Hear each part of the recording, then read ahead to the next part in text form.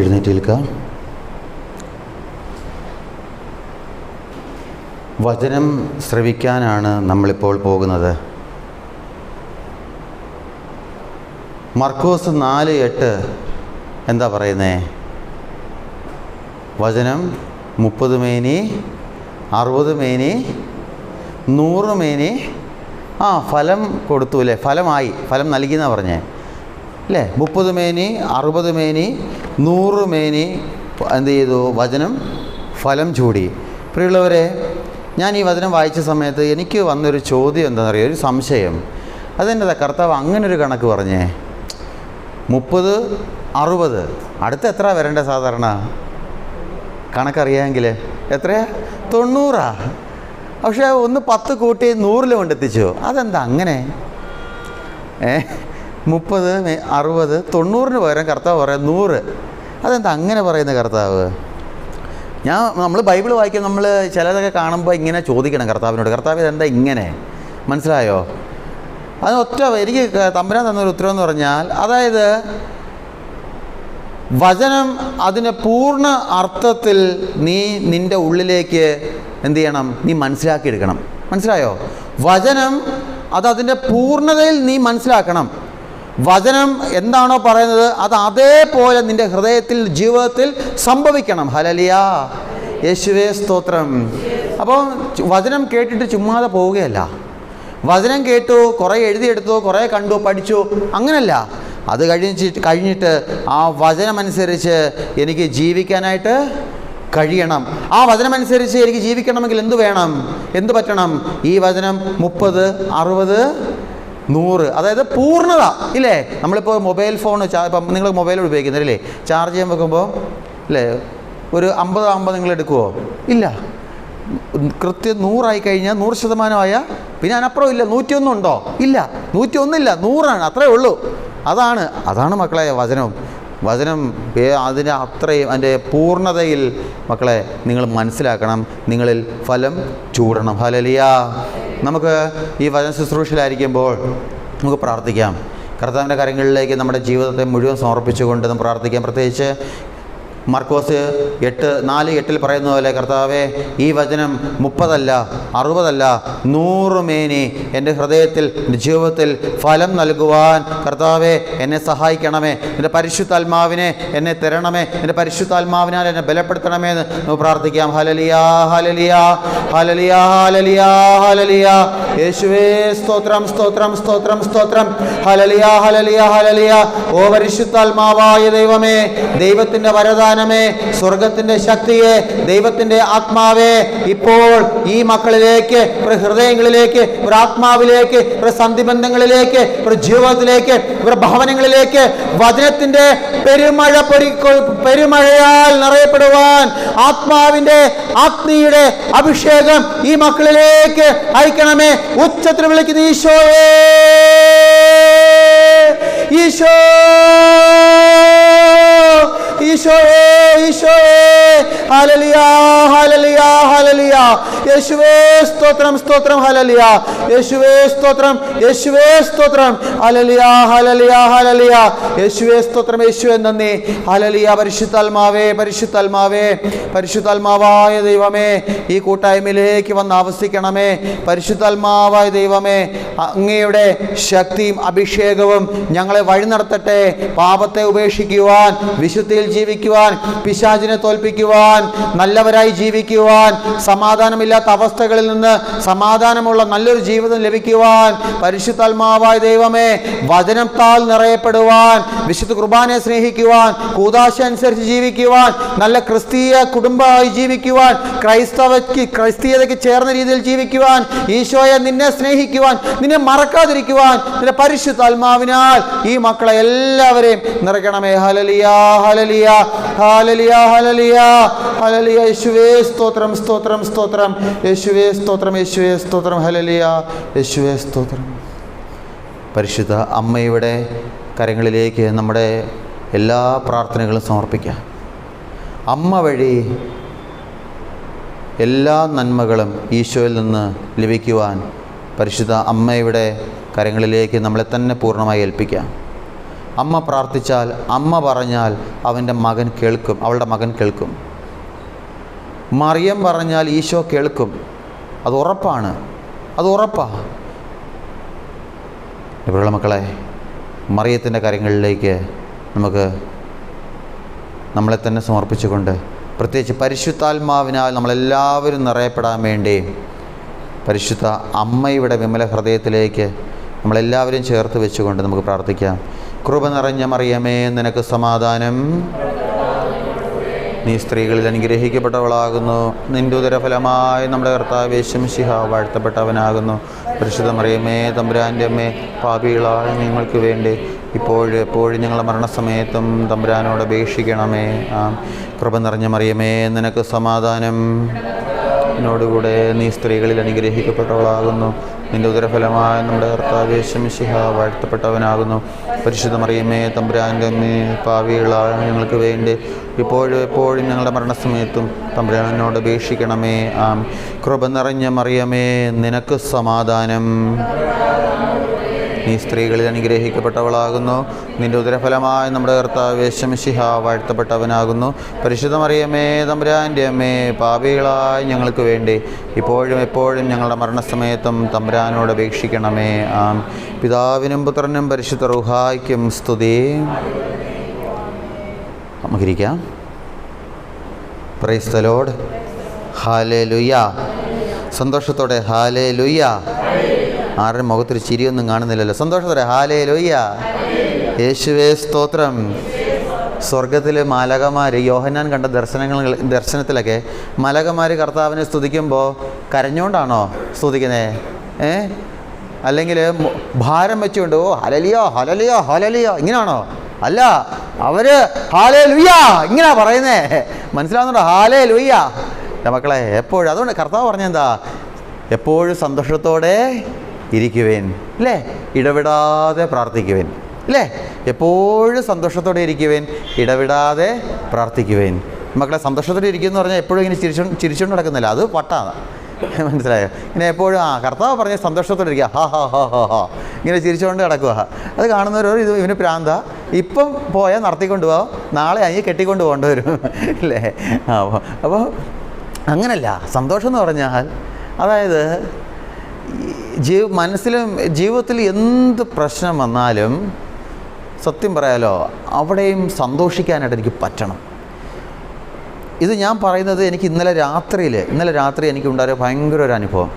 അതായത് ഇന്നലെ രാത്രി ഭയങ്കര ഒരു പ്രശ്നം ജീവിതത്തിലുണ്ടായി. അതെനിക്ക് പറയാൻ കഴിയില്ല, പക്ഷേ ഇതാണ് ഭയങ്കര പ്രശ്നം ഉണ്ടായപ്പോൾ എന്നെ ഫോൺ വിളിച്ച വ്യക്തി പറഞ്ഞു, ഇങ്ങനെയൊക്കെ കാര്യങ്ങളൊക്കെ പറഞ്ഞു. അപ്പം ഞാൻ പറഞ്ഞു, എനിക്കിനി മേലും കീഴും നോക്കാനില്ല, ഞാൻ അവനെ ഞാൻ വെച്ചേക്കത്തില്ല, അവനെ ഞാൻ കിടത്തും. ഇങ്ങനെ പറഞ്ഞു, അവനെ ഞാൻ കിടത്തും. എനിക്ക് മേലും കീഴിൻ്റെ മുമ്പിൽ ഒന്നുമില്ല. കാരണം ഞാൻ ഒന്ന് നോക്കിക്കോണം, എനിക്ക് ഇന്നലെ ഒരു പള്ളിയിൽ ശുശ്രൂഷ ഉണ്ടായിരുന്നു. അത് കഴിഞ്ഞ് ഞാൻ വരുന്ന വഴിക്കാണ് എനിക്ക് ഈ ഫോൺ കോൾ വരുന്നത്, ഈ പ്രശ്നങ്ങളെല്ലാം പറയുന്നതും. ഇത് കേട്ടപ്പോഴേക്ക് എൻ്റെ എല്ലാം നിയന്ത്രണം പോയി. ഞാൻ വണ്ടി ഓടിച്ചുകൊണ്ടിരിക്കുമായിരുന്നു. ഞാൻ വണ്ടി സൈഡാക്കി. കാരണം ഈ സമയത്ത് അത് കേട്ടോണ്ട് വണ്ടി ഓടിച്ചാൽ പ്രശ്നമാവും. അതുകൊണ്ട് വണ്ടി ഞാൻ സൈഡാക്കിയിട്ട് അവസാനം ഞാൻ പറഞ്ഞു, എൻ്റെ മുമ്പിൽ ഒന്നുമില്ല, എനിക്ക് ആരെയും കാണാനും പറ്റുന്നില്ല, ഞാൻ അവനെ കിടത്തും. എൻ്റെ പ്രിയമുള്ള മക്കളെ, ആ പറഞ്ഞ ഞാൻ ഒരു രാത്രി നേരം വെളുത്ത് എഴുന്നേറ്റ് ഒരു കുർബാന കഴിഞ്ഞപ്പോൾ സത്യം പറയാലോ, അത് എവിടെ പ്രശ്നം മാറിയെന്ന് വെച്ചാൽ പ്രശ്നം മാറിയിട്ടില്ല, പക്ഷേ ഒരു സമാധാനം ഉള്ളിലേക്കുണ്ട്. ഹല്ലേലൂയ. അതുകൊണ്ടാണ് ആദ്യം ഞാൻ നിങ്ങളോട് പറഞ്ഞത്, എപ്പോഴും സന്തോഷത്തോടെ ഇരിക്കുവാൻ, ഇടവിടാതെ പ്രാർത്ഥിക്കുവാൻ. മക്കളെ, ബലിപീഠത്തിൽ സമർപ്പിച്ചാൽ ഉത്തരവുണ്ട്. എന്തിനും ബലിപീഠത്തിൽ കൊടുത്താൽ മതി, എന്തിനും ഉത്തരവുണ്ട്. പലപ്പോഴും നമ്മളത് മറന്നു പോകുന്നുണ്ടാണ്. മനസ്സിലായോ? ഉദാഹരണം പറഞ്ഞപ്പോൾ എൻ്റെ മുമ്പിലിരിക്കുന്ന കുടുംബജീവിതം നയിക്കുന്നവരെ ഞാൻ പലപ്പോഴും വിവാഹ ശുശ്രൂഷയിൽ എനിക്ക് പ്രസംഗം ആരെങ്കിലും പറയുകയാണെങ്കിൽ ഞാൻ പറയുന്ന ഒരു കാര്യം നിങ്ങളോട് പറയുക. അതായത് എൻ്റെ മുമ്പിൽ നിങ്ങൾ കുടുംബജീവിതം നയിക്കുന്നവരാണ് ഇരിക്കുന്നവർ. നിങ്ങൾ ഒരു കുടുംബജീവിതം ആരംഭിച്ചത് എവിടെ നിന്നാ? ബ്രോക്കർ വഴിയോ? ദേവാലയത്തിൽ ബലിപീഠത്തിന് മുമ്പിൽ നിന്നാണ് നിങ്ങൾ കുടുംബജീവിതം ആരംഭിക്കുന്നത്, അല്ലേ? ബലിപീഠത്തിന് മുമ്പിൽ നിന്നാ. അങ്ങനെയാണെങ്കിൽ നിങ്ങളുടെ ജീവിതത്തിൽ ഒരു ദാമ്പത്യമായ ഭാര്യയുടെയും ഭർത്താവിൻ്റെ ജീവിതത്തിൽ എന്തെങ്കിലും ഒരു പ്രയാസം വന്നാൽ, ഒരു പ്രശ്നം വന്നാൽ, അല്ലെങ്കിൽ തമ്മിൽ അങ്ങോട്ടും ഇങ്ങോട്ടൊന്ന് കേൾക്കാൻ പറ്റാത്ത, അംഗീകരിക്കാൻ പറ്റാത്ത എന്തെങ്കിലും ഒരു സാഹചര്യം ഉണ്ടായാൽ, മക്കളെ, നിങ്ങൾ ആദ്യം ഓടി വരേണ്ടത് എവിടെയാ? ദേവാലയത്തിലേക്കാണ് വരേണ്ടത്. കാരണം നിങ്ങൾ ഒന്ന് ചേർന്നത് ഇവിടെ വെച്ചാ. അതുകൊണ്ടാണല്ലോ നമ്മുടെ മലങ്കര ശുശ്രൂഷയിലെ വിവാഹ ശുശ്രൂഷയിൽ പറയുന്നത് എന്താ? മക്കളെ, നിങ്ങൾ വിശുദ്ധ ഏവെങ്കേലിന്റെ മുമ്പാകെയും വിശുദ്ധ ബലിപീഠത്തിന് മുമ്പാകെയും ത്രോണോസിന് മുമ്പാകെയും നിന്നാ ഇല്ലേ നിങ്ങൾ ഈ കൂദാശ സ്വീകരിച്ചത്. അപ്പോൾ അങ്ങനെ വരുമ്പോൾ നിങ്ങളുടെ ജീവിതത്തിലൊരു പ്രയാസം വരുമ്പോൾ നിങ്ങൾ ആദ്യം ഓടി വരേണ്ടത് എവിടെയാ? നിങ്ങൾ എവിടെ നിന്നാണോ ഈ ജീവിതം ആരംഭിച്ചത് അവിടേക്കാണ് വരേണ്ടത്. ഇന്ന് പലപ്പോഴും നമ്മുടെ പല കുടുംബങ്ങൾക്കും അത് സാധിക്കാത്തത് കൊണ്ടാണ് ഇന്ന് രണ്ട് തട്ടിലായി അത് ജീവിക്കുന്നത്. ഹല്ലേലൂയ. അതുകൊണ്ട് ഒരിക്കലും അങ്ങനെ ഉണ്ടാകരുത്. മനസ്സിലായോ? ബലിപീഠത്തിൻ്റെ സന്നിധിയിലേക്ക് നമ്മൾ കടന്നു വരണം. ഞാൻ അതിനൊരു ഉദാഹരണം സാധാരണ പറയാറുണ്ട്. ഇപ്പം നമ്മൾ ഉദാഹരണം പറഞ്ഞു, ഞാനിപ്പോൾ ഒരു മൊബൈൽ ഫോൺ വാങ്ങിച്ചു. ഒരു മൊബൈൽ ഫോൺ പുതിയതായിട്ട് വാങ്ങിച്ചെന്ന് വെച്ചോ.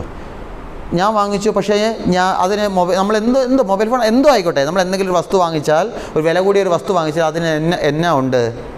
ഒരു ചെറിയൊരു കാർഡ് തരും അവർ. ആ കാർഡ് പൂരിപ്പിച്ച് അവർ തന്നിട്ട് പറയും ഇത് കളയരുതെന്ന് പറഞ്ഞ് നമ്മളെ തന്നുവിടും. എന്നാ കാർഡാ അത്? ഗ്യാരണ്ടിയോ വാറണ്ടിയോ? വാറണ്ടി ആയാലും കുഴപ്പമില്ല. വാറണ്ടി കാർഡ് തരും ഇല്ലേ? അതായത് ഇത്ര വർഷം, 1 വർഷം അല്ലെങ്കിൽ 2 വർഷം ഇല്ലേ? അതിനകത്ത് എന്തെങ്കിലും പ്രശ്നം വന്നാൽ, ഇപ്പം ഞാൻ മൊബൈൽ ഫോൺ വാങ്ങിച്ചു, അതിന് വാറണ്ടി 1 വർഷം ഉണ്ടെന്ന് വെച്ചോ. അതിനെന്തെങ്കിലും വിഷയം വന്നാൽ ഞാൻ ഈ മൊബൈൽ ഫോൺ ഞാൻ ആഗ്രഹിക്കുന്ന പോലെ ഇത് ഉപയോഗിക്കാൻ പറ്റുന്നില്ല, ഞാൻ ആഗ്രഹിക്കുന്ന ഫീച്ചറൊന്നും ഇതിലില്ല. അപ്പോൾ ഞാൻ എന്ത് ചെയ്യും? ഇത് എവിടെ നിന്ന് വാങ്ങിച്ചോ അവിടെ കൊണ്ടു കൊടുക്കും ഇല്ലേ? അവിടെ കൊണ്ടു കൊടുക്കും. അതുപോലെ തന്നെയാണ് നിങ്ങൾ കുടുംബജീവിതം ആരംഭിച്ചത് എവിടെ നിന്നാ? ഇവിടെ നിന്നാ. നിങ്ങൾ ആയിരിക്കുന്ന നിങ്ങളുടെ ദേവാലയത്തിൻ്റെ ബലിപീഠത്തിന് മുമ്പിൽ നിന്നാ മക്കളെ. അതുകൊണ്ടൊരു പ്രയാസമൊക്കെ വരുമ്പോൾ, പ്രശ്നമൊക്കെ വരുമ്പോൾ ആദ്യം ഓടേണ്ടത് ബലിപീഠത്തിലേക്കാണ്. ഹല്ലേലൂയ. യേശുവേ സ്തോത്രം. പ്രിയമുള്ളവരെ, നമ്മൾ ഇന്ന് നേരം ഇരുട്ടി വെളുത്ത് കഴിഞ്ഞാൽ നാളെ നമ്മളൊരു തിരുനാളിലേക്ക് പ്രവേശിക്കും. എന്നാ തിരുനാളാണ് അത്? പന്തക്കൊസ്ത തിരുനാളാണ്. ഈ പന്തക്കൊസ്ത തിരുനാൾ എന്ന് പറഞ്ഞാൽ എന്താ? എന്തിൻ്റെ തിരുനാളാണ്? പരിശുദ്ധാത്മാവിൻ്റെ തിരുനാളാണ്. നിങ്ങളെ ഇത് ആരാ പഠിപ്പിച്ചേ?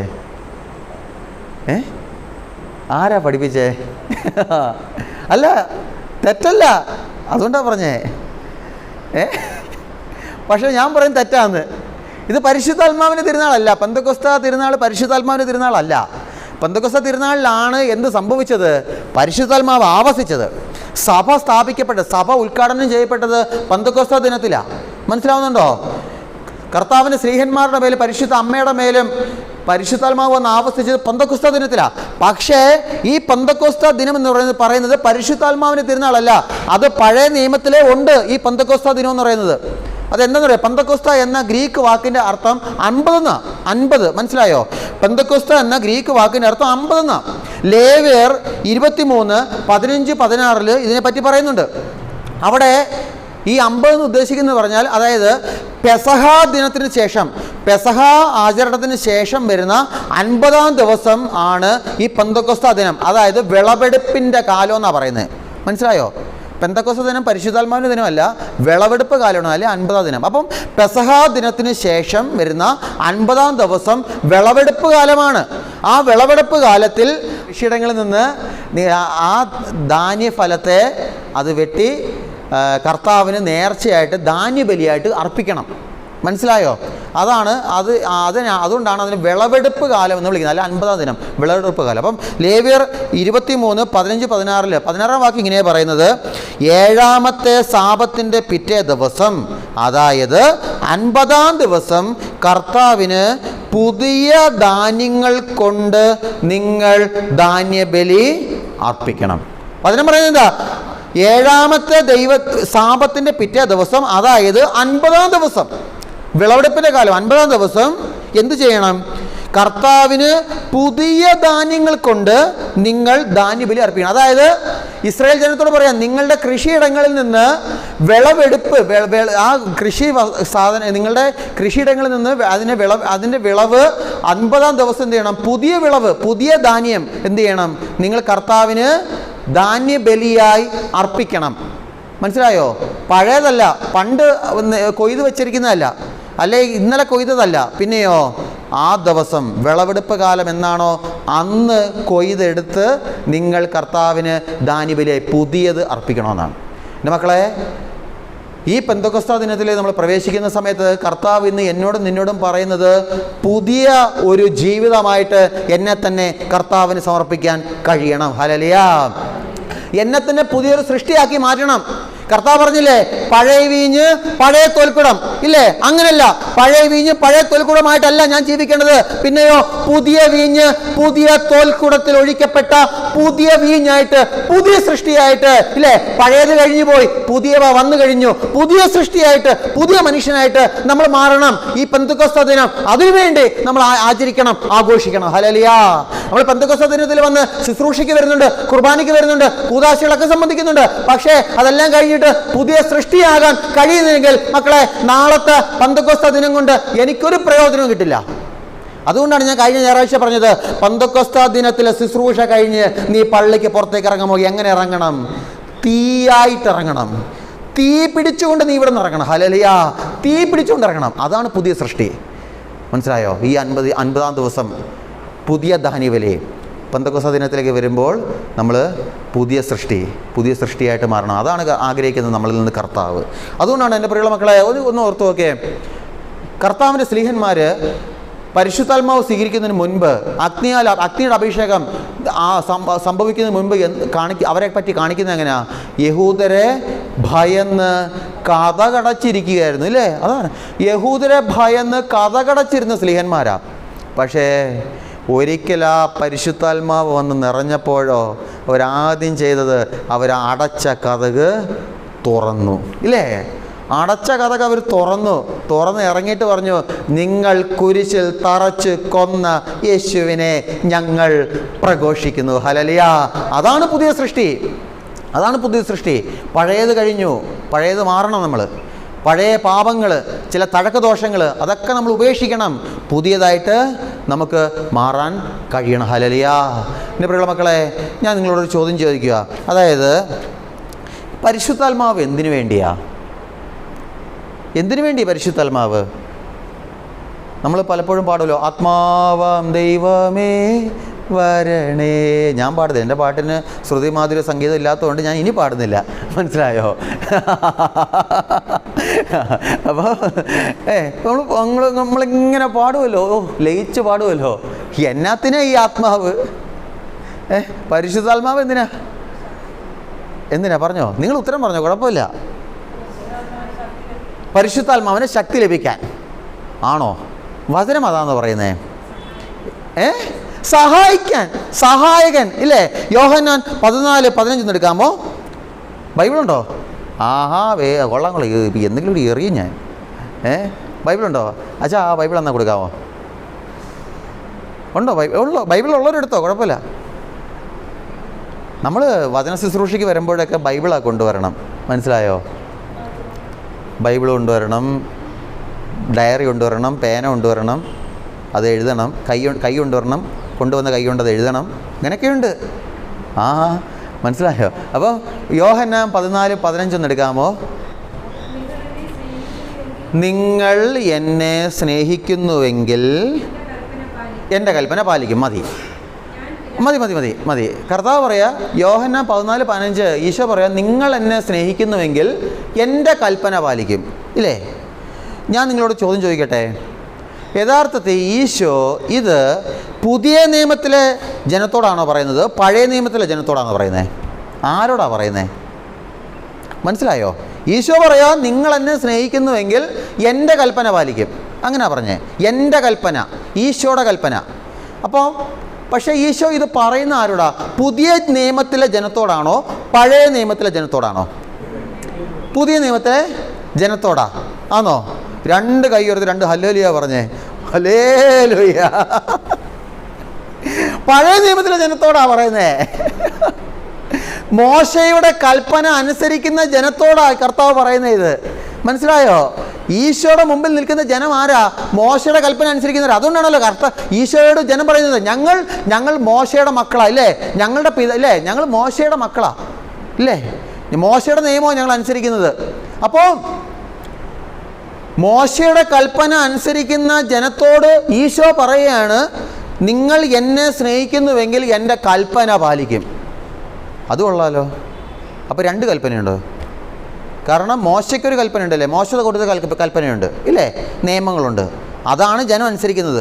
അപ്പോഴാണ് കർത്താവ് പറയുന്നത്, ഞാനും കുറച്ച് കൽപ്പന തരാൻ പോവുക, എഴുതി വെച്ചോ, ഞാനും തരാൻ പോവാ, എന്നെ സ്നേഹിക്കുകയാണെങ്കിൽ നീ ഇതൊക്കെ പാലിക്കുമെന്ന്. അപ്പോൾ ജനത്തിനൊരു ചോദ്യം വന്നു.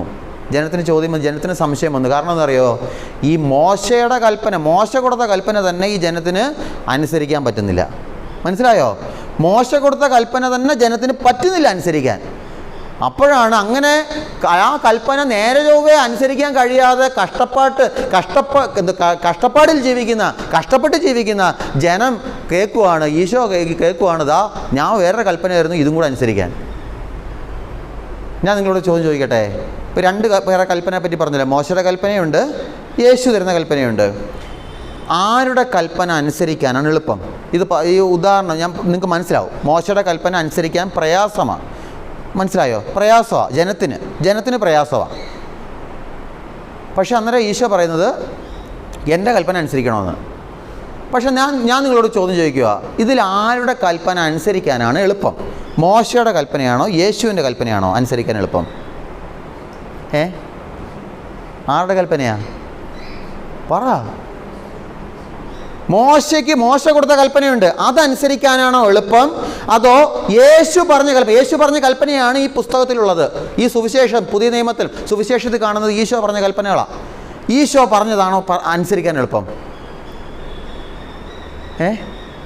മോശ പറഞ്ഞത് ഇല്ലേ, മോശ പറഞ്ഞതാണ് അനുസരിക്കാൻ എളുപ്പം. ശരിയാ, മോശ പറഞ്ഞ കൽപ്പന അനുസരിക്കാനാണ് എളുപ്പം. ഈശോ പറഞ്ഞ കൽപ്പന അനുസരിക്കാൻ അത്ര എളുപ്പമൊന്നുമല്ല, നല്ല പ്രയാസമാണ്. ഉദാഹരണം പറഞ്ഞാൽ, മോശ പറഞ്ഞു കൊല്ലരുത് ഇല്ലേ, കൊല്ലുന്നവൻ ന്യായവിധിക്ക് അർഹനാകും. ഈശോ എന്താ പറഞ്ഞേ? നിങ്ങൾ കേട്ടു, കൊല്ലുന്നവൻ ന്യായവിധിക്ക് അർഹനാകും. എന്നാൽ ഞാൻ നിങ്ങളോട് പറയുന്നു, സഹോദരനോട് കോപിക്കരുത്. ഹല്ലേലൂയ. മനസ്സിലാവുന്നുണ്ടോ? മോശ പറഞ്ഞ എന്താ? കൊല്ലരുത്, അത്രയും മതി, ബാക്കി എന്തും ചെയ്യാം. നിനക്ക് വേണമെങ്കിൽ ഓരോരുത്തരെ മനസ്സിൽ കൊല്ലാം ഇല്ലേ. ഇപ്പം നമ്മുടെ ട്രസ്റ്റിച്ചാൻ ഇവിടെ ഇരിക്കുന്നത്, എനിക്ക് വേണമെങ്കിൽ ട്രസ്റ്റിച്ചാനെ നോക്കി മനസ്സുകൊണ്ട് എനിക്ക് അദ്ദേഹത്തെ വധിക്കാം. മനസ്സിലായോ? പക്ഷേ നേരിട്ടൊന്നും ചെയ്യുന്നില്ലെന്നേ ഉള്ളൂ. മോശയുടെ കൽപ്പന അനുസരിച്ച് നേരിട്ട് ചെയ്യാമായിരുന്നു, ആദ്യം മനസ്സിൽ എന്ത് വേണമെങ്കിലും ചെയ്യാം ഇല്ലേ. പക്ഷേ ഈശോ പറഞ്ഞത് എന്താ? ഈശോ പറഞ്ഞത് കൊല്ലരുത് എന്നേ നീ കേട്ടിട്ടുള്ളൂ, പക്ഷെ ഞാൻ നിന്നോട് പറയുന്നു കോപിക്കരുത്. ഏതാ എളുപ്പം മക്കളെ അനുസരിക്കാൻ? മോശയുടെ അല്ലേ? ഇനിയുണ്ട്. വീണ്ടും മോശ പറഞ്ഞത് എന്താ? വ്യഭിചാരം ചെയ്യരുതെന്നാണ് മോശ പറഞ്ഞേ. പക്ഷെ മനസ്സിൽ എന്ത് തെറ്റും വിചാരിക്കാം. പക്ഷെ ഈശോ എന്താ പറഞ്ഞേ? ആസക്തിയോടെ ഒരു സ്ത്രീയെ നീ നോക്കിയാൽ തന്നെ നീ അവളുമായിട്ട് വ്യഭിചാരം ചെയ്തു എന്നാ. മനസ്സിലായോ? ഏതാ എളുപ്പം? ഒരു പെൺകുട്ടി, ഇപ്പം എന്നെ ഉദാഹരണം എടുക്കുക. ഒരു പെൺകുട്ടി ഇങ്ങനെ പോയി, ഞാൻ വ്യഭിചാരമൊന്നും ചെയ്തില്ല, പക്ഷേ ആ കൊച്ചിനെ നോക്കിയപ്പോഴേ എൻ്റെ മനസ്സിൽ തെറ്റായൊരു ചിന്ത വന്നു. മോശയുടെ കൽപ്പന അനുസരിച്ച് തെറ്റായ ചിന്ത എത്ര വന്നാലും കുഴപ്പമില്ല, കാരണം ഇനി വ്യഭിചാരം ചെയ്തിട്ടില്ല. പക്ഷേ മനസ്സിൽ ചിന്ത കുഴപ്പമില്ല, ഇനിയും വന്നോട്ടെ, കുഴപ്പമില്ല. പക്ഷേ ഈശോ എന്താ പറഞ്ഞേ? അതല്ലടാ പൊട്ട. മനസ്സിലായോ? നീ വ്യഭിചാരം ചെയ്തില്ലെന്നേ ഉള്ളൂ, പക്ഷെ നീ മനസ്സിൽ ചെയ്തു. ഹല്ലേലൂയ. നീ മനസ്സിലത് ചെയ്തു. ഏതാ മക്കളെ എളുപ്പം പാലിക്കാൻ? മോശയുടെ ആണോ ഈശോയുടെ ആണോ? മോശയുടെ അല്ലേ പാലിക്കാൻ എളുപ്പം. വീണ്ടും മോശ എന്താ പറഞ്ഞത്? അതായത് മോശയുടെ കൽപ്പന പറയുന്നത് എന്താ? അതായത് നീ സമ്പാദിച്ചതിൻ്റെ പങ്ക്, അതിലെന്തെങ്കിലും മിച്ചം ഉണ്ടെങ്കിൽ മാത്രം സഹായിച്ചാൽ മതി ആരെങ്കിലും. ഇപ്പം നീ ഒരു 1000 രൂപ ഒരു ദിവസം സമ്പാദിച്ചു, 250 രൂപയ്ക്ക് മൊബൈൽ ഫോൺ റീചാർജ് ചെയ്തു ഇല്ലേ, 200 രൂപയ്ക്ക് റീചാർജ് ചെയ്തു, 200 രൂപയ്ക്ക് പെട്രോൾ അടിച്ചു, ബാക്കി 500 രൂപ വീട്ടിൽ കൊടുത്തു ഇല്ലേ. എത്രയായി? 900 ആയില്ലേ? 950, 900 ആയി. ബാക്കി 100 രൂപയുണ്ട്. ആ 100 രൂപ നിൻ്റെ മിച്ചം ഉണ്ടെങ്കിൽ നീ കൊടുത്താൽ മതി സഹായിക്കാൻ ആരെങ്കിലും. മോശ പറഞ്ഞു. അപ്പോൾ ഈശോ എന്താ പറഞ്ഞേ? നിന്നോട് ആരെങ്കിലും കടം ചോദിച്ചാൽ നീ അവന് കൊടുക്കണം. നീ ഒരുപക്ഷെ നിൻ്റെ കയ്യിൽ 1000 രൂപയായിരിക്കും, ഇത്ര ആവശ്യം നിനക്കുണ്ട്. അപ്പോഴാണ് ഒരാൾ വന്നിട്ട് എനിക്കൊരു 1000 രൂപ തരാമെന്ന് ചോദിച്ചാൽ നീ കൊടുക്കണം. ഏതാ മക്കളെ എളുപ്പം? ഞാൻ ഇടയ്ക്ക് ഒരു പള്ളിയിൽ പറഞ്ഞു, മക്കളെ ക്രിസ്ത്യാനിയാകാൻ എളുപ്പമാണ്, പക്ഷേ ക്രിസ്ത്യാനിയായിട്ട് ജീവിക്കാൻ പ്രയാസമാണ്. മനസ്സിലായോ? ക്രിസ്ത്യാനിയാകാൻ എളുപ്പമാണ്, ഇച്ചിരി മാമോസ വെള്ളം വീണാൽ മതി. ആ രജിസ്റ്ററിലൊന്നും എഴുതിയാൽ മതി ഇല്ലേ, പള്ളിയുടെ രജിസ്റ്ററിൽ എഴുതിയാൽ മതി, മാമോസ വെള്ളം വീണാൽ മതി, ക്രിസ്ത്യാനിയായി. പക്ഷേ ക്രിസ്ത്യാനിയായിട്ട് ജീവിക്കാനുണ്ടല്ലോ ശരി കുറച്ച് പ്രയാസമാണ്. പക്ഷേ അങ്ങനെ പ്രയാസപ്പെട്ട് നിൽക്കുന്ന ജനത്തെ കണ്ടുകൊണ്ട് ഈശോ വീണ്ടും പറഞ്ഞു, യോഹന്നാൻ 14:16 ഒന്നെടുക്കാമോ?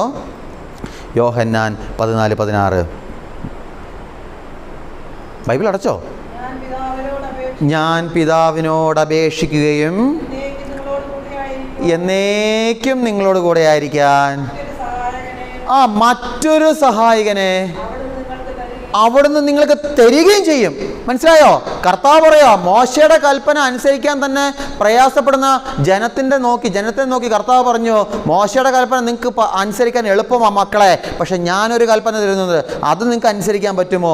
അതനുസരിക്കാൻ കുറച്ച് പ്രയാസമാണ്. അങ്ങനെ പ്രയാസപ്പെട്ട് നിൽക്കുന്ന ജനത്തെ കണ്ടുകൊണ്ട് ഈശോ പറയാ, പേടിക്കേണ്ട കേട്ടോ, ഞാൻ എൻ്റെ പിതാവിനോട് അപേക്ഷിക്കും, അപ്പോൾ എന്നേക്കും നിങ്ങളോട് കൂടെ ആയിരിക്കാൻ മറ്റൊരു സഹായകനെ അവൻ നിങ്ങൾക്ക് തരും. ഹല്ലേലൂയ. ആ സഹായകനാണ് ആര്? പരിശുദ്ധാത്മാവ്. ആ സഹായകനാണ് ആര്? ദൈവത്തിൻ്റെ ആത്മാവ്. ആ സഹായകനാണ് ദൈവത്തിൻ്റെ വാഗ്ദാനം. ആ സഹായകനാണ് സ്വർഗത്തിൻ്റെ ശക്തി. ഈ സഹായം, ഈ പരിശുദ്ധാത്മാവ് ഉണ്ടെങ്കിൽ മാത്രമേ മക്കളെ നമുക്ക് ഈശോ തന്ന കൽപ്പന അനുസരിച്ച് ജീവിക്കാൻ കഴിയുകയുള്ളൂ. പരിശുദ്ധാത്മാവ് ഉണ്ടെങ്കിൽ മാത്രമേ നമുക്ക് വചനമനുസരിച്ച് ജീവിക്കാൻ കഴിയുകയുള്ളൂ. പരിശുദ്ധാത്മാവ് എന്നിൽ നിറഞ്ഞാൽ മാത്രമേ എനിക്ക് വിശുദ്ധിയിൽ ജീവിക്കാൻ കഴിയുകയുള്ളൂ. പരിശുദ്ധാത്മാവ് വേണം നമ്മുടെ ജീവിതത്തിൽ. പരിശുദ്ധാത്മാവ് ഇല്ലാതെ നമുക്ക് ഒരിക്കലും നല്ലവരായി ജീവിക്കാൻ പറ്റില്ല. കുറേയൊക്കെ കാണിച്ചു കിടക്കാം, കുറേ ഷോയൊക്കെ കാണിച്ചു കിടക്കാം, കുറേ ഹല്ലേലൂയ പറയാം, കുറേ സ്തുതിക്കാം. അല്ലെങ്കിൽ ഞാൻ എന്നെ പറ്റി പറയുകയാണെങ്കിൽ എനിക്ക് വേണമെങ്കിൽ ഈ വചന ശുശ്രൂഷ എനിക്ക് ഏതെങ്കിലും ഒരു 2, 3, 4, 5 വൈദികരുടെ പ്രസംഗം കേട്ടിട്ട് അത് എഴുതിയെടുത്തിട്ട് എനിക്ക് അവർ പറഞ്ഞതിനേക്കാൾ വളരെ ഇമോഷണലി എനിക്ക് വേണേൽ പറയാം. അത് പറയുമ്പോൾ കേൾക്കാനൊക്കെ ഇമ്പമുണ്ട്, പക്ഷേ അതിന് ആയുസില്ല. എന്നാൽ ആത്മാവ് നിറഞ്ഞാണ് ഞാൻ ഈ വചന ശുശ്രൂഷ നടത്തുന്നതെങ്കിൽ അത് കേൾക്കുന്ന വ്യക്തിയെ തൊടും. ഹല്ലേലൂയ. അതേപോലെ തന്നെ ആത്മാവ് നിറഞ്ഞാണ് നീ പ്രാർത്ഥിക്കുന്നതെങ്കിൽ നിന്റെ പ്രാർത്ഥനയ്ക്ക് ഉത്തരം കിട്ടും. ഇല്ലെങ്കിൽ കർത്താവ് പറഞ്ഞില്ലേ, മുഴങ്ങുന്ന ചേങ്ങലയോ ചെലമ്പുന്ന കൈത്താളമോ പോലെയാ. ചുമ്മാ കിടന്ന് കുറെ ബഹളം വെച്ചു, കുറെ ആരാധിച്ചു, കുറെ സ്തുതിച്ചു, കുറെ പ്രാർത്ഥിച്ചു, ഒരു ഫലവുമില്ല. ആത്മാവ് നിറയാത്ത അവസ്ഥയാണെങ്കിൽ, ആത്മാവ് നിറഞ്ഞിട്ടാണ് നീ ഇത് ചെയ്യുന്നതെങ്കിൽ കൊച്ചെ ഉറപ്പിച്ചോ, നിന്റെ പ്രാർത്ഥനയുടെ മുമ്പിൽ സ്വർഗ്ഗം ഇറങ്ങി വരും. യാതൊരു സംശയമില്ല. പ്രാർത്ഥന മുമ്പിൽ ആത്മാവ്, സ്വർഗം, പരിശുദ്ധാത്മാവ്, ഈശോ തന്നെ ഇറങ്ങി വരും. എന്നിട്ട് ചോദിക്കും, കൊച്ചേ ഞാൻ നിനക്ക് എന്ത് ചെയ്തു തരണം? ചോദിക്കും, ഞാൻ നിനക്ക് എന്ത് ചെയ്തു തരണം? മക്കളെ, പരിശുദ്ധാത്മാവ് എന്താണ്? സഹായകൻ. പരിശുദ്ധാത്മാവ് സഹായകനാ. നമ്മളെ വിശുദ്ധിയിൽ ജീവിക്കാൻ സഹായിക്കുന്നത് പരിശുദ്ധാത്മാവാണ്. പക്ഷേ പലപ്പോഴും നമുക്ക് എന്താ പ്രശ്നം എന്നറിയോ? നമ്മൾ ഈ ലോകത്തിൻ്റെ എല്ലാ കാര്യങ്ങൾക്ക് വേണ്ടി നമ്മൾ ഓടി നടന്ന് പ്രാർത്ഥിക്കും. മനസ്സിലായോ? പലപ്പോഴും നമ്മൾ പരിശുദ്ധാത്മാവിനോടൊക്കെ പ്രാർത്ഥിക്കാറുണ്ട്. എന്തിനാണെന്നറിയാമോ? പലപ്പോഴും ഞാൻ പറയട്ടെ, ഞാൻ ചില ഞാൻ അച്ഛന്മാരുടെയൊക്കെ നല്ല ധ്യാനഗുരുക്കന്മാരുടെയൊക്കെ പ്രസംഗം കേൾക്കാറുണ്ട്. അവരുടെ എല്ലാം യൂട്യൂബ് വീഡിയോസിലെ കമൻറ്റൊക്കെ ഞാൻ പരിശോധിക്കും. കമൻറ്റ് പരിശോധിക്കുമ്പോഴൊക്കെ പലരുടെയും കമൻറ്റ്സ് എങ്ങനെയാണെന്നറിയോ? അച്ഛാ, എനിക്ക് ജോലി കിട്ടാൻ പരിശുദ്ധാത്മാവ് ഒന്നോടൊന്ന് പ്രാർത്ഥിക്കണേ. പരിശുദ്ധാത്മാവേ, എൻ്റെ കൊച്ച് OIT പാസ്സാകാൻ ഒന്ന് സഹായിക്കണേ. അല്ലേ? ഞാൻ ചോദിക്കട്ടെ, തെറ്റാണോ ശരിയാണോ അങ്ങനെ പ്രാർത്ഥിക്കുന്നത്? നിങ്ങളുടെ അഭിപ്രായത്തെ മനസ്സിലായോ? എനിക്ക് രോഗസൗഖ്യം വേണം, പരിശുദ്ധാത്മാവേ എനിക്ക് രോഗസൗഖ്യം വരണമേ. പ്രാർത്ഥിക്കുന്നത് ശരിയോ തെറ്റോ? ആരും ഒന്നും മിണ്ടുന്നില്ല. നിങ്ങളങ്ങനെ പ്രാർത്ഥിക്കാറുണ്ടല്ലേ? അതുകൊണ്ടായിരിക്കും. പ്രാർത്ഥിക്കുന്നത് തെറ്റൊന്നുമല്ല. മനസ്സിലായോ? അങ്ങനെ പ്രാർത്ഥിക്കുന്നത് തെറ്റല്ല. പക്ഷേ മക്കളെ, നീ ഉറപ്പിച്ചു വെച്ചോ, അങ്ങനെ പ്രാർത്ഥിച്ചതുകൊണ്ട് നിനക്ക് കിട്ടാനും പോകുന്നില്ല. മനസ്സിലായോ? എനിക്ക് പരീക്ഷയ്ക്ക് നല്ല മാർക്ക് വേണം, പരിശുദ്ധാത്മാവേ എന്നെ സഹായിക്കണമേ. നിനക്ക് പരീക്ഷയ്ക്ക് വട്ടപ്പൂജയായിരിക്കും കിട്ടാൻ പോകുന്നത്. കാരണം നീ ആത്മാവിനെ ആഗ്രഹിച്ചതിനാ, ലോകത്തിൻ്റെ നന്മയ്ക്ക് വേണ്ടിയാ. എൻ്റെ ജീവിതാനുഭവം ഞാൻ പറയും. ഞാൻ ആദ്യമൊക്കെ വചന ശുശ്രൂഷയിൽ ഇറങ്ങിയ സമയത്ത്, ഇങ്ങനെ ഓരോ പള്ളികളിലൊക്കെ പോയി ശുശ്രൂഷ നടത്തുന്ന സമയത്ത് ഞാനിങ്ങനെ പറഞ്ഞല്ലോ, ഞാൻ അനേക ധ്യാനഗുരുക്കന്മാരുടെയൊക്കെ വചന ശുശ്രൂഷ കേൾക്കാറുണ്ട്, ധ്യാന കേന്ദ്രങ്ങളിൽ പോകാറുണ്ട്, അവരുടെയൊക്കെ വചന ശുശ്രൂഷ സംബന്ധിക്കാറുണ്ട്. അപ്പോൾ ഞാൻ കണ്ടൊരു കാര്യം, ഈ അച്ഛന്മാരൊക്കെ, ഈ വലിയ നല്ല അഭിഷേകമുള്ള വൈദികരൊക്കെ ഓരോരുത്തരുടെ തലയിൽ ശിരസിൽ കൈവെക്കുമ്പോൾ അവരുടെ മനസ്സിലുള്ളതൊക്കെ പറയുന്നു, ഇല്ലേ? അല്ലെങ്കിൽ പ്രാർത്ഥിക്കുന്ന സമയത്ത് കർത്താവ് ഇത്ര രോഗികൾക്ക്, ഇത്ര ക്യാൻസർ പേഷ്യൻസിന് സൗഖ്യം കൊടുക്കുന്നു, ഇതൊക്കെ പറയുന്നു. അല്ലെങ്കിൽ ചിലരൊക്കെ തലയെ കൈവച്ചിട്ട് അല്ലേ, നീ ഇങ്ങനെ അല്ലേ, എടാ നീ സൂക്ഷിക്കണം ഇങ്ങനെയൊക്കെ. ഇല്ല, സത്യം അങ്ങനെ പറയുന്നവരുണ്ട്, അങ്ങനെ പറയുന്നു. അല്ലെങ്കിൽ കൈ വെക്കുമ്പോൾ ചിലരൊക്കെ മറിഞ്ഞു വീഴുന്നു ഇല്ലേ, ആത്മാവിൻ്റെ അഭിഷേകത്താൽ മറിഞ്ഞു വീഴുന്നു. അതൊക്കെ ആ വൈദികൻ്റെ പവറാണ്, വൈദികനിൽ ദൈവം കൊടുത്ത പവറാണ്. എൻ്റെ പ്രിയമുള്ള മക്കളെ, ഞാനിത് ആഗ്രഹിച്ചു പ്രാർത്ഥിച്ചതാണ്. പരിശുദ്ധാത്മാവേ, ഞാനും ഇങ്ങനെ കൈ വെക്കുമ്പോൾ എല്ലാവരുടെ മനസ്സിലുള്ളത് എനിക്കറിയണം. മനസ്സിലായോ? അല്ലെങ്കിൽ ഞാൻ കൈ വെക്കുന്ന സമയത്ത് തലയെ കൈ വെക്കുമ്പോൾ ആൾക്കാർ വീഴണം. ഞാൻ അങ്ങനെ പ്രാർത്ഥിച്ച വ്യക്തിയാണ്. അതിൻ്റെ ആദ്യ ശുശ്രൂഷ സമയത്ത് പരിശുദ്ധാത്മാവേ എനിക്ക് തരണമേ, ഈ അഭിഷേകം എനിക്ക് തരണമെന്ന് പ്രാർത്ഥിച്ചതാണ്. ഞാൻ ഒരു കാര്യം പറയട്ടെ മക്കളെ, എനിക്കൊരു ചൂക്കും കിട്ടിയിട്ടില്ല. നിങ്ങൾ പേടിക്കണ്ട, നിങ്ങളുടെ മുഖത്ത് നോക്കിയാൽ ഞാൻ ഒന്നും പറയില്ല, കാരണം എനിക്ക് പറയാറില്ല, കിട്ടത്തില്ല. ഞാൻ കൈവച്ചാൽ 2 കാലം ആൾക്കാർ നിൽക്കും, നല്ലത് ആരും വീഴുന്നില്ല. മനസ്സിലായോ? കാരണം എന്നറിയോ, എൻ്റെ മനസ്സിലെന്നറിയോ, ഞാനങ്ങനെ ഒരു വ്യക്തിയുടെ മേൽ കൈവച്ച് പ്രാർത്ഥിക്കുമ്പോൾ ആ വ്യക്തി വീഴുമ്പോൾ ചുറ്റുള്ളവർ കൊള്ളാം, ആൽഫോൺസ് അച്ഛൻ ഇല്ലേ, ഞാനത് അങ്ങനെ ആഗ്രഹിച്ച് ഞാൻ പ്രാർത്ഥിച്ചതാണ്. അത് ഞാൻ തിരിച്ചറിഞ്ഞപ്പോഴേക്ക് ആ പ്രാർത്ഥന ഞാൻ നിർത്തി. അതിനുശേഷം ഞാൻ അങ്ങനെ പ്രാർത്ഥിച്ചിട്ടില്ല. ഹല്ലേലൂയ മക്കളെ. കാരണം എന്താ, ലോകത്തിൻ്റെ നന്മയ്ക്ക് വേണ്ടി, ലോകത്തിൻ്റെ ആവശ്യത്തിന് വേണ്ടി, എൻ്റെ ചില സുഖത്തിന് വേണ്ടി ഞാൻ പരിശുദ്ധാത്മാവിൻ്റെ സഹായം തേടി. ആത്മാവ് അതൊന്നും എനിക്ക് തന്നില്ല. മനസ്സിലായി? ആത്മാവ് ഒന്നും എനിക്ക് തന്നിട്ടില്ല മക്കളെ. കാരണം എന്താ, നമ്മൾ അങ്ങനെ ലോകത്തിൻ്റെ ആവശ്യത്തിന് വേണ്ടി അല്ല നമ്മൾ പ്രാർത്ഥിക്കേണ്ടത്, പരിശുദ്ധാത്മാവിനെ വിളിക്കേണ്ടത്. മനസ്സിലായോ? ലോകത്തിൻ്റെ ആവശ്യത്തിന് വേണ്ടി നമ്മൾ ഒരിക്കലും പരിശുദ്ധാത്മാവിനെ വിളിക്കരുത്. പിന്നെ എന്തിനു വേണ്ടി നമ്മൾ പരിശുദ്ധാത്മാവിനെ വിളിക്കണം? പരിശുദ്ധാത്മാവിനെ വിളിക്കേണ്ടത്, കർത്താവേ, എനിക്ക് ചില പാപ സാഹചര്യം എൻ്റെ ജീവിതത്തിലുണ്ട്. ചില ഞാൻ ഇന്ന് കുമ്പസാരിച്ചു, ഇന്ന് ഞാൻ ഏറ്റുപറഞ്ഞ അതേ പാപം തന്നെ നാളെ ഞാൻ വീണ്ടും ചെയ്യും. എനിക്ക് ചില തഴക്കദോഷം എന്നിൽ നിന്ന് മാറുന്നില്ല. കർത്താവേ, എനിക്ക് ബൈബിൾ വായിക്കുമ്പോൾ എനിക്കൊന്ന് മനസ്സിലാക്കണം. എനിക്ക് കുർബാനയ്ക്ക് നിൽക്കുമ്പോൾ എനിക്ക് കർത്താവേ സ്വർഗീയ അനുഭവത്തിൽ എനിക്ക് കുർബാനയ്ക്ക് നിൽക്കണം. എനിക്ക് വിശുദ്ധിയിൽ ജീവിക്കാൻ കഴിയണം. കർത്താവ്, എനിക്ക് പ്രയാസമാണ്. ഈ ലോകത്തിന് ചില മോഹങ്ങളുടെ പിന്നാലെ നടക്കുന്നത് കാരണം എനിക്ക് പലപ്പോഴും വിശുദ്ധിയിൽ ജീവിക്കാൻ ആഗ്രഹമുണ്ട്, പറ്റുന്നില്ല. കർത്താവേ, നിന്റെ പരിശുദ്ധാത്മാവിനെ എനിക്കൊന്ന് തരാമോ? നീ ഇങ്ങനെ ചോദിക്കേ, ഉറപ്പായിട്ടും കൊച്ചേ, നിന്റെ മേൽ അവൻ്റെ ആത്മാവ് വർഷിക്കും. ഒരു പന്തക്കോസ്ത അനുഭവം നിനക്കുണ്ടാകും. ഹല്ലേലൂയ, ഹല്ലേലൂയ, യേശുവേ സ്തോത്രം. അല്ലാതെ ലോകത്തിൻ്റെ കാര്യത്തിന് വേണ്ടി ഞാൻ ആത്മാവിനെ ചോദിച്ചാൽ കിട്ടില്ല. അതിന് എൻ്റെ അനുഭവത്തിൽ എന്ന് പറഞ്ഞാൽ കിട്ടില്ല. അതുകൊണ്ടാണ് ഈശോ പറഞ്ഞത് എന്താ, ലൂക്കോസ് 12:31 എടുക്കാമോ? ലൂക്കോസ് 12:31. ലൂക്കോസ് 12:31. ബൈബിൾ കീറല്ലേ, മറിച്ചൊക്കെ പോകുന്നവള. ഈ ബാങ്കിലൊക്കെ നോട്ട് മിഷനകത്ത് നോട്ടിടുമ്പോൾ നോട്ട് തെറിച്ച് പോകുന്നില്ല, അതേപോലെയൊക്കെയാണ് പോകുന്ന, പേജൊക്കെ തെറിച്ച് പോകുന്നത്. നിങ്ങൾ അവിടുത്തെ രാജ്യം അന്വേഷിക്കുവിൻ, ഇവയെല്ലാം അതോടൊപ്പം നിങ്ങൾക്ക് കിട്ടും ഇല്ലേ? കർത്താവ് പറയാ, നിങ്ങൾ അവിടുത്തെ രാജ്യം അന്വേഷിക്കുവിൻ, ഇവയെല്ലാം നിങ്ങൾക്ക് കിട്ടും. ഈ ഇവയെല്ലാം എന്ന് പറഞ്ഞു ഏവയെല്ലാം, ഇവയെല്ലാം എന്ന് പറഞ്ഞു ഏവയെല്ലാം, ഏവയെല്ലാം. അത് നേരെ കുറച്ചുകൂടെ പുറകിലോട്ട് പോകുമ്പോൾ കാണാം 22 എടുക്ക്. അവിടെ ആ ഹെഡിങ് എന്താ? ദൈവ പരിപാലനയിൽ ആശ്രയം ഇല്ലേ? ആ ഹെഡിങ് കഴിഞ്ഞിട്ട് താഴോട്ട് കൊടുക്കുന്നത് എന്താ? കർത്താവ് വീണ്ടും യേശു ശിഷ്യരോട് അരുളി ചെയ്തു, അതിനാൽ ഞാൻ നിങ്ങളോട് പറയുന്നു, എന്ത് ഭക്ഷിക്കും, എന്ന് ജീവനെ പറ്റിയോ, എന്ത് ധരിക്കും എന്ന് ശരീരത്തെ പറ്റിയോ നിങ്ങൾ ആകുലരാകരുത്. അതായത് കർത്താവേ, നാളെ ഞാൻ എന്ത് ഭക്ഷിക്കും?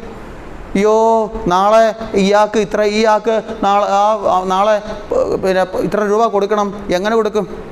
അയ്യോ കർത്താവേ, നാളെ എൻ്റെ കടയിൽ കച്ചവടം നടക്കുമോ? അയ്യോ ടെൻഷനാ. അല്ലെങ്കിൽ കർത്താവേ, നാളെ എനിക്ക് പനി വരുമോ? അങ്ങനെയുണ്ട് ചിലർക്ക്. നാളെ എനിക്ക് പനി വരുമോ? അയ്യോ ഈശോ ടെൻഷൻ. പിന്നെ ആ ടെൻഷൻ അടിച്ച് ജീവിക്കുക. അങ്ങനെ ജീവിക്കുന്നതാണ് കർത്താവ് പറഞ്ഞത്. വീണ്ടും അവൻ ശിഷ്യന്മാരോട് അരുളി ചെയ്തു, അതിനാൽ ഞാൻ നിങ്ങളോട് പറയുന്നു, എന്ത് ഭക്ഷിക്കുമെന്ന് ജീവനെ പറ്റിയോ, എന്ത് ധരിക്കുമെന്ന് ശരീരത്തെ പറ്റിയോ നിങ്ങൾ ആകുലരാകേണ്ട. വീണ്ടും താഴ്ത്തു വരുമ്പോൾ കണ്ടില്ലേ, ദൈവം അതായത് പക്ഷികളെക്കാളില്ലേ, പിന്നെ എന്താ പറയുന്നത്, കാക്കകളെ നോക്കുവേൻ, അവ വിതയ്ക്കുന്നില്ല, കൊയ്യുന്നില്ല, കളപ്പുരയിൽ ശേഖരിക്കുന്നില്ല ഇല്ലേ? ഇതെല്ലാം പറഞ്ഞു വന്നിട്ട്, അതായത് ലോകത്തിൻ്റെ ആവശ്യത്തിന് വേണ്ടി നീ ടെൻഷൻ അടിച്ച് നടക്കണ്ട കൊച്ചേ എന്ന് പഠിപ്പിച്ച കർത്താവ് അവസാനം വന്നിട്ട് പറയുക, നിങ്ങളാദ്യം അവിടുത്തെ രാജ്യം അന്വേഷിക്കുവേൻ, ബാക്കിയെല്ലാം കിട്ടും. നീ ആദ്യം മക്കളെ പരിശുദ്ധാത്മാവിനെ ചോദിക്കുക. ഈ ലോകത്തിൻ്റെ പിന്നാലെ നീ പോയി കഴിഞ്ഞാൽ നിനക്ക് ആത്മാവിനെ കിട്ടില്ല. മനസ്സിലായോ? ലോകത്തിൻ്റെ പിന്നാലെ, ലോകത്തിൻ്റെ ആവശ്യത്തിന് വേണ്ടി നീ ഓടുകയാണെങ്കിൽ നിനക്ക് ഒരിക്കലും ആത്മാവിനെ കിട്ടില്ല. എന്ന് പറഞ്ഞാൽ അച്ഛൻ, നിങ്ങൾ വിചാരിക്കരുത് അച്ഛൻ ഈ ലോകത്തിനെതിരാന്ന് വിചാരിക്കരുത്. അല്ല, അച്ഛൻ ഈ ലോകത്തിനോ ലോകത്തിൻ്റെ ആവശ്യങ്ങൾക്കോ അച്ഛനെതിരല്ല. ലോകത്തിൻ്റെ ആവശ്യങ്ങളൊക്കെ നമുക്ക് വേണം. നമ്മളെ സംബന്ധിച്ച് നമുക്കത് ആവശ്യമുണ്ട്. ഇപ്പം നിങ്ങളെ സംബന്ധിച്ച് നിങ്ങൾക്ക് നല്ല വീട് വേണം, അല്ലേ? നല്ലൊരു കുടുംബം വേണം, നല്ല മക്കൾ വേണം, മക്കൾക്ക് ജോലി വേണം, അവരുടെ കല്യാണം നടക്കണം. പിന്നെ നിങ്ങൾക്ക് യാത്ര ചെയ്യാൻ ഒരുവിധമെങ്കിലും ചെറുതെങ്കിലും ഒരു നല്ലൊരു കാറ് വേണം. എല്ലാ സാഹചര്യവും സൗകര്യങ്ങളും നിങ്ങൾക്കും വേണം. നിങ്ങൾക്ക് ആവശ്യമുണ്ട്, ആഗ്രഹമുണ്ട്, നിങ്ങൾക്കും വേണം. അച്ഛൻ അതിനെതിരല്ല. അച്ഛനായി എനിക്കും ആവശ്യമുണ്ട്. കയറി കിടക്കാൻ ചോർന്നൊരിക്കാത്തെങ്കിലും ഒരു ചെറിയൊരു പള്ളിമേട വേണം, പറഞ്ഞ അനുസരിക്കുന്ന ഇടവങ്ങളുള്ള ഒരു പള്ളി വേണം, ഇല്ലേ? മൊബൈൽ ഫോൺ വേണം, ലാപ്ടോപ്പ് വേണം, നല്ല ഡ്രസ്സ് വേണം, വാഹനം വേണം, എല്ലാം എനിക്കും വേണം. പക്ഷേ അതിനു വേണ്ടി ഞാൻ ജീവിക്കരുത്. അത് മതി എനിക്ക്. അതിനു വേണ്ടി ഞാൻ ജീവിക്കരുത്. ആ ആഗ്രഹത്തോടെ ജീവിക്കരുത്. ഈശോയെ മറന്ന്, പരിശുദ്ധാത്മാവിനെ മറന്ന് ഞാൻ അങ്ങനെ ജീവിക്കരുത്. ഒരിക്കൽ ഞാൻ ശുശ്രൂഷ ചെയ്ത ഒരു പള്ളിയിൽ ഒരു വീട്ടിലേക്ക് ഞാൻ ഇങ്ങനെ ചെന്ന സമയത്ത് ഞാൻ വീട് വിസിറ്റ് നടത്തി. അങ്ങനെ ഒരു വീട്ടിലോട്ട് പോയപ്പം ആ വീട്ടിലോട്ട് പോകുന്ന വഴിക്ക് ആ വീട്ടിലൊരു മകൻ, അവൻ പള്ളി വരില്ല. എല്ലാവരും പള്ളി വരും. ഇവൻ 10ാം ക്ലാസ് പഠിക്കും, ഇവൻ മാത്രം പള്ളി വരില്ല. അപ്പോൾ ഞാൻ ഇവനോട് ചോദിച്ചാൽ, കൊച്ചാ നീ എന്താടാ പള്ളി വരാത്തേ? സാധാരണ ഈ സ്കൂളിൽ SSLC 10ാം ക്ലാസ്സോ അല്ലെങ്കിൽ +2 പഠിക്കുന്ന കുഞ്ഞുങ്ങളൊക്കെ ഈ ഞായറാഴ്ച കുർബാനയൊക്കെ ഒഴിവാക്കുന്നതിൻ്റെ കാരണം എന്തായിരിക്കും? ട്യൂഷനാണേ. നിങ്ങളുടെ മക്കൾ അങ്ങനെ പോകാറുണ്ടായിരുന്നില്ലേ? ആണോ? ഇല്ല, ഞാൻ വെറുതെ പറഞ്ഞ. അപ്പോൾ ഇല്ല, ട്യൂഷൻ സാധാരണ കുഞ്ഞുങ്ങൾ അങ്ങനെ. കാരണം SSLC ആണ്, ദൈവമേ അയ്യോ ജയിക്കണം, +2 അയ്യോ ജയിക്കണം, ഇല്ലേ? ട്യൂഷൻ. ഈ മോൻ എന്നോട് പറഞ്ഞ ഉത്തരം എന്താണെന്നറിയുമോ? ഞാൻ ഞെട്ടിപ്പോയി കേട്ടിട്ട്. അച്ഛാ, ഞാൻ മാജിക്ക് പഠിക്കാൻ പോകുന്നുണ്ട്, ഞായറാഴ്ചയാണ് ക്ലാസ്, എനിക്ക് പോകണമെന്ന്. ഞായറാഴ്ചയാണ് ക്ലാസ്, മാജിക്ക് പഠിക്കാൻ പോകുന്നത്. സത്യം പറയാലോ മക്കളെ, ഞാൻ കേട്ടിട്ട് അന്തം വിട്ടു, ഞെട്ടിപ്പോയി. കാരണം ആദ്യമായിട്ട് അങ്ങനെ ഒരു ഉത്തരം കേൾക്കുന്നത്. ഞാൻ അവനോട് പറഞ്ഞു, കൊച്ചേ നീ പഠിക്കുന്നതല്ലേ, മാജിക്ക് തെറ്റാണോ പഠിക്കുന്നത്? മാജിക്ക് അല്ല, നീ മാജിക്ക് പഠിക്കുന്നത്, ഇറങ്ങടാ, ഗെറ്റ് ഔട്ട്. പറയാൻ പറ്റുമോ? ഇല്ല, അത് തെറ്റല്ല, നല്ല കലയാണ്, പഠിക്കുന്നത് നല്ലതാ. അപ്പോൾ ഞാൻ അവനോട് പറഞ്ഞു, കൊച്ചേ നീ മാജിക്ക് പഠിക്കുന്നതൊക്കെ നല്ലതാ, മനസ്സിലായി, പക്ഷേ എന്നെ കുർബാന ചൊല്ലുന്നത് എന്നെ അപ്രത്യക്ഷനാക്കരുത്. നീ പഠിച്ച് വന്നിട്ട്. കാരണം ഇല്ലേ, ഈ ഒരു മനുഷ്യനെ നിർത്തിയിട്ട് ഒരു കർട്ടൻ ഇങ്ങനെ ഇടും, കർട്ടൻ മാറ്റുമ്പോൾ ആൾ കാണാനില്ല. അൻപുടന്ന സമയത്ത് മറ വലിച്ചു, മറ തിരിച്ചു പോയപ്പോൾ അച്ഛൻ കാണാനില്ല. മനസ്സിലായോ? ഞാൻ പറഞ്ഞു, വെച്ചാൽ നീ അങ്ങനെയൊന്നും കാണിക്കരുതെന്ന് പറഞ്ഞ്. എന്നിട്ട് ഞാൻ അവൻ്റെ അമ്മയോട് പറഞ്ഞു, ചേച്ചി നിങ്ങളുടെ മോൻ ഏറ്റവും വലുതിനെ കളഞ്ഞിട്ട് ഏറ്റവും ചെറുതിൻ്റെ പിന്നാലെയാണ് പോകുന്നത്. പലപ്പോഴും നമ്മുടെ ജീവിതത്തിൽ അങ്ങനല്ലേ? നമ്മൾ ലോകത്തിൻ്റെ ചില ചെറുതിൻ്റെ പിന്നാലെ പോവുക. എന്തിനാണെന്നറിയോ? ഏറ്റവും വലുതിനെ ഉപേക്ഷിച്ചുകൊണ്ട്. എങ്ങനെയാണ്? ഏറ്റവും വലിയ പരിശുദ്ധാത്മാവ്, ഈശോ, സ്വർഗം, വിശുദ്ധമായ ജീവിതം, അതൊക്കെ ഉപേക്ഷിച്ചുകൊണ്ട് ഏറ്റവും ചെറുതിൻ്റെ പിന്നാലെ പോവുക. എൻ്റെ മക്കളെ, അങ്ങനെ ലോകത്തിൻ്റെ പിന്നാലെ ഞാൻ പോയി കഴിഞ്ഞാൽ എനിക്കൊരിക്കലും ഈ ദൈവാത്മാവിനെ കിട്ടില്ല. മനസ്സിലായോ? ഈ ലോകത്തിൻ്റെ പിന്നാലെയാണ് ഞാൻ പോകുന്നെങ്കിൽ എനിക്ക് ദൈവാത്മാവിനെ കിട്ടില്ല. യോഹന്നാൻ 14:17 ഒന്ന് എടുക്കാമോ? യോഹന്നാൻ 14:17. ഈ സത്യാത്മാവിനെ സ്വീകരിക്കാൻ ലോകത്തിന് സാധിക്കില്ല. കാരണം അതവനെ കാണുകയോ അറിയുകയോ ചെയ്യുന്നില്ല. ഹല്ലേലൂയ, യേശുവേ സ്തോത്രം. കർത്താവ് പറയാ, ഈ സത്യാത്മാവ് ഏതാ? പരിശുദ്ധാത്മാവ്. ഈ പരിശുദ്ധാത്മാവിനെ സ്വീകരിക്കാൻ നീ ജീവിക്കുന്ന ഈ ലോകത്തിന് കഴിയില്ല. കാരണം ഈ ലോകത്തിന് ഒരിക്കലും പരിശുദ്ധാത്മാവിനെ കാണാൻ പറ്റില്ല. ഈ ലോകത്തിന്റെ മോഹത്തിനനുസരിച്ച് ജീവിക്കുന്ന വ്യക്തിക്ക് ഒരിക്കലും ആത്മാവിനെ കാണാൻ പറ്റില്ല, ആത്മാവിനെ കിട്ടില്ല. പരിശുദ്ധാത്മാവിൻ്റെ ഒരു കണിക പോലും, ഒന്ന് തൊടുക പോലും അവന് ചെയ്തില്ല. ലോകത്തിന് പിന്നാലെയാണ് നമ്മൾ പോകുന്നതെങ്കിൽ. ഒരിക്കലും ഞാനൊരു വീഡിയോ കണ്ടു യൂട്യൂബിൽ ഞാനൊരു വീഡിയോ കണ്ടു. അതായത് ഒരു ഇൻ്റർവ്യൂ. അതായത് നമുക്കറിയാം, ചില വീഡിയോ കണ്ടിട്ടുണ്ട്. ഇങ്ങനെ റോഡിൽ കൂടെ ഒക്കെ നടന്നു പോകുന്നവരൊക്കെ തടഞ്ഞു നിർത്തി, ചേട്ടാ ചേച്ചി ഇതെങ്ങനെയുണ്ട്, ചേട്ടൻ്റെ അഭിപ്രായം എന്താണെന്നൊക്കെ ചോദിക്കുന്നത് കണ്ടിട്ടുണ്ടോ? ഇങ്ങനെ മൈക്കിങ് പിടിച്ചുകൊണ്ട്. അപ്പം അങ്ങനെ ഇതൊരു ക്രിസ്തീയ ചാനൽ, ഷെക്കീന ഗുഡ്നസ്, ഇങ്ങനെയുള്ള ഒരു നമ്മുടെ ക്രൈസ്തവ യൂട്യൂബ് ചാനലായതുകൊണ്ട് ഞാൻ ആ വീഡിയോ നോക്കിയതാണ്. അപ്പം ചോദ്യം ഇങ്ങനെ, ഈ ഇൻ്റർവ്യൂ നടത്തുന്ന വ്യക്തി ചോദിക്കുന്നത് എങ്ങനെയാണ്, സ്വയംഭോഗം ചെയ്യുന്നത് ശരിയോ തെറ്റോ? ഇതാണ് ചോദ്യം. സ്വയംഭോഗം ചെയ്യുന്നത് ശരിയോ തെറ്റോ? അപ്പോൾ ഈ ആദ്യം ഉത്തരം പറഞ്ഞവരൊക്കെ ചെറുപ്പക്കാരോടാണ് ചോദിക്കുന്നത്, വേറെ ആരോടുമില്ല. ഉത്തരം പറഞ്ഞവരൊക്കെ പറഞ്ഞത്, ഒരു വ്യക്തി പറഞ്ഞു സ്വയംഭോഗം ചെയ്യുന്നത് ശരിയാ, കാരണം അത് മനുഷ്യൻ്റെ ലൈംഗിക വിചാരങ്ങളിൽ വരുന്നതാണ്, അത് ചെയ്യുന്നതിൽ ഒരു തെറ്റുമില്ല, അതൊക്കെ ചെയ്യാം അല്ലേ? എല്ലാം ഇങ്ങനെ ഓരോരുത്തരെല്ലാം ചെയ്യാമെന്നാണ് പറയുന്നത്. എന്നാൽ ഒരു പെൺകുട്ടി പറഞ്ഞു സ്വയംഭോഗം ചെയ്യുന്നത് തെറ്റാ. ഉടനെ ഈ വ്യക്തി ചോദിച്ചു, എന്തുകൊണ്ടാണ്? മറ്റേത് അതിനു മുമ്പ് ചോദിച്ചിട്ടില്ല. ഈ ലോകത്തിന് ഉത്തരം പറഞ്ഞവരോട് പിന്നെ ചോദ്യമില്ല. മനസ്സിലായി? ലോകത്തിന് ഉത്തരം പറഞ്ഞവരോട് ആ ചോദ്യം ചോദിച്ചു, ഉത്തരം പറഞ്ഞു, കഴിഞ്ഞു. പക്ഷേ പരിശുദ്ധാത്മാവിന്, സ്വർഗത്തിന് ഉത്തരം തന്ന കൊച്ചിനോട് വീണ്ടും ചോദിച്ചു അതെന്തുകൊണ്ടാണ്. ഉടനെ അവൾ പറഞ്ഞ ഉത്തരം എന്താ അറിയോ? അത് ഞാൻ സൺഡേ സ്കൂളിൽ പഠിച്ചിട്ടുണ്ട്. ഹല്ലേലൂയ. അത് ഞാൻ സൺഡേ സ്കൂളിൽ പഠിച്ചിട്ടുണ്ട്. എൻ്റെ പ്രിയ മക്കളെ, ലോകം പറയും, ആത്മാവില്ലാത്ത ലോകം പറയും സ്വയംഭോഗം ശരിയാ ചെയ്യാൻ. ആത്മാവുള്ള സഭ പറയും സ്വയംഭോഗം ചെയ്യരുത്, തെറ്റാ. ആത്മാവില്ലാത്ത ലോകം പറയും മദ്യപിക്കാം, എല്ലാവരും മദ്യപിക്കുന്നുണ്ടല്ലോ, നീ മദ്യപിക്കുക, ഒരു പ്രശ്നമില്ല. എന്നാൽ ആത്മാവുള്ള സഭ പറയും മദ്യപാനം തെറ്റാ, അത് പാപമാ, അത് ആത്മഹത്യക്ക് തുല്യമാ മദ്യപാനം ചെയ്യുന്നത്. ആത്മാവില്ലാത്ത ലോകം പറയും അബോർഷൻ ചെയ്യാം. അമ്മയുടെ ഉദരത്തിൽ കിടക്കുന്ന കുഞ്ഞിന് എന്തെങ്കിലും വൈകല്യമുണ്ടെങ്കിൽ ആ കുഞ്ഞിനെ വളർത്താൻ ആ മാതാപിതാക്കൾക്ക് പ്രയാസമാണെങ്കിൽ ആ കുഞ്ഞിനെ അബോർട്ട് ചെയ്യാം, കൊല്ലാം, ഗർഭപാത്രത്തിൽ വെച്ച് കൊല്ലാം. ആത്മാവില്ലാത്ത ലോകം പറയും. എന്നാൽ ആത്മാവുള്ള സഭ പറയും അബോർഷൻ ചെയ്യരുത്, കാരണം ആ കുഞ്ഞിൻ്റെ മേലും ദൈവത്തിൻ്റെ ഛായയുണ്ട്, ദൈവത്തിൻ്റെ സാദൃശ്യമുണ്ട്, ദൈവത്തിൻ്റെ കുഞ്ഞാണത്, അതിന് കൊല്ലാൻ പാടില്ല. ആത്മാവില്ലാത്ത ലോകം ചെയ്യണമെന്ന് പറയുന്നതൊക്കെ ആത്മാവ് ഉള്ള സഭ പറയും കൊച്ചേ നീ ചെയ്യരുത്. പരിശുദ്ധാത്മാവ് ഉണ്ടെങ്കിലേ പറ്റുള്ളൂ. ഒരിക്കൽ ഞാൻ ഇന്നലെ ഒരു വീഡിയോ കണ്ടു. ഇന്നലെ യൂട്യൂബിൽ ഞാൻ ഒരു വീഡിയോ ഇങ്ങനെ കണ്ടപ്പോൾ, വീഡിയോ അല്ല, ഒരു ന്യൂസാണ്, ഒരു ഓൺലൈൻ ചാനലിൽ ഒരു ന്യൂസ്. അതായത് ഏതോ രാജ്യം, ഞാൻ രാജ്യം മറന്നുപോയി, അവിടെ 29 വയസ്സുള്ള ഒരു പെൺകുട്ടി ദയാവധ, എന്നെ കൊല്ലണം, എനിക്ക് ജീവിക്കാൻ, എന്നെ വധിക്കണം, ദയാവധത്തിന് അപേക്ഷ കൊടുത്തു. ഗവൺമെൻറ് അത് അംഗീകരിച്ചു. അപ്പം കാരണം അങ്ങനെ ചില രാജ്യങ്ങളിൽ നിയമമുണ്ട്. ഒരു വ്യക്തി ഇപ്പോൾ എനിക്ക് രോഗമാണ്, എന്നെ ആരും സഹായിക്കാനില്ല, നോക്കാനില്ല, ഞാൻ ഒറ്റയ്ക്കാണ്, എന്നെ ആരും നോക്കാനില്ല, ഞാൻ കഷ്ടപ്പെടും, എനിക്ക് ഭക്ഷണം കഴിക്കാൻ ഭക്ഷണമില്ല, ആരും നോക്കാനില്ല, ആ അവസ്ഥയിൽ എനിക്ക് അപേക്ഷ കൊടുക്കാം, എനിക്ക് ദയാവധം വേണം, അപേക്ഷ കൊടുക്കാം. ചില രാജ്യത്ത് നിയമമാണ്, കൊടുക്കാം, അത് അംഗീകരിക്കും. ഈ 29 വയസ്സുള്ള ഈ പെൺകുട്ടി അപേക്ഷിച്ചു, ഗവൺമെൻറ് അംഗീകരിച്ചു, ഓക്കെ നിന്നെ വധിക്കാം, നിന്നെ കൊല്ലാം. അതാ പറയുന്നത് ലോകം. എൻ്റെ മക്കളെ, ആത്മാവ്, പരിശുദ്ധാത്മാവ് ലവലേശമില്ലാത്ത ലോകം പറയും ദയാവധം നടത്താം, പ്രശ്നമില്ല.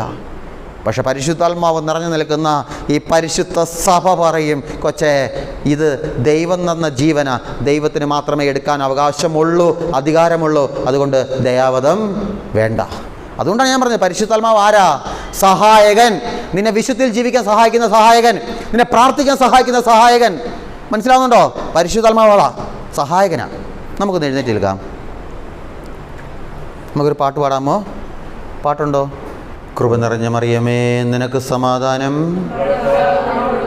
നീ സ്ത്രീകളിൽ അനുഗ്രഹിക്കപ്പെട്ടവളാകുന്നു, നിന്റെ ഉദരഫലമായ നമ്മുടെ കർത്താവ് യേശു മിശിഹ വാഴ്ത്തപ്പെട്ടവനാകുന്നു.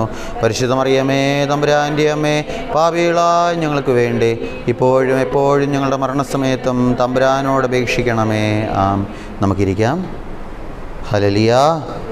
യേശുവേ സ്തോത്രം. നിങ്ങൾ വീണ്ടും ചിരിക്കുന്നില്ലല്ലോ, എന്നാ പറ്റി? ചിരിയൊക്കെ വീണ്ടും പോയോ? ഞാൻ ആദ്യം പറഞ്ഞ് സന്തോഷിക്ക്, സന്തോഷത്തോടെ ഇരിക്കുവേ. പ്രിയമുള്ളവരെ, നിങ്ങളോടൊരു ചോദ്യം ചോദിക്കട്ടെ? വീണ്ടും ചോദിച്ചു. എൻ്റെ രീതി അങ്ങനെ, ഞാൻ ചോദിക്കും ഇങ്ങനെ. പരിശുദ്ധാത്മാവ് ഉണ്ടോ? ഉണ്ട്. തെളിവെന്തുവാ? തെളിവ് എന്തിനും വേണമല്ലോ. ഒരു തെളിവ് വേണമല്ലോ. തെളിവ് ഹാജരാക്ക്. നിങ്ങളുടെ ജീവിതത്തിൽ പരിശുദ്ധാത്മാവിലൂടെ ലഭിച്ച എന്തെങ്കിലും നന്മ അല്ലേ? എൻ്റെ അനുഭവത്തിലുണ്ടായിട്ടുണ്ട്. അതുകൊണ്ട് ഞാൻ പറയുന്നത്, ഞാനിത് പറയണ്ടെന്ന് വിചാരിച്ചിരുന്നതാണ്. ഇത് പറയുന്നില്ല എന്ന് വിചാരിച്ചിരുന്നപ്പോൾ കർത്താവ് എന്നോട് പറഞ്ഞു, നീ പല പള്ളിയിലും പോയിട്ട് നാട്ടുകാരുടെ കുറ്റമൊക്കെ പറയുമല്ലോ,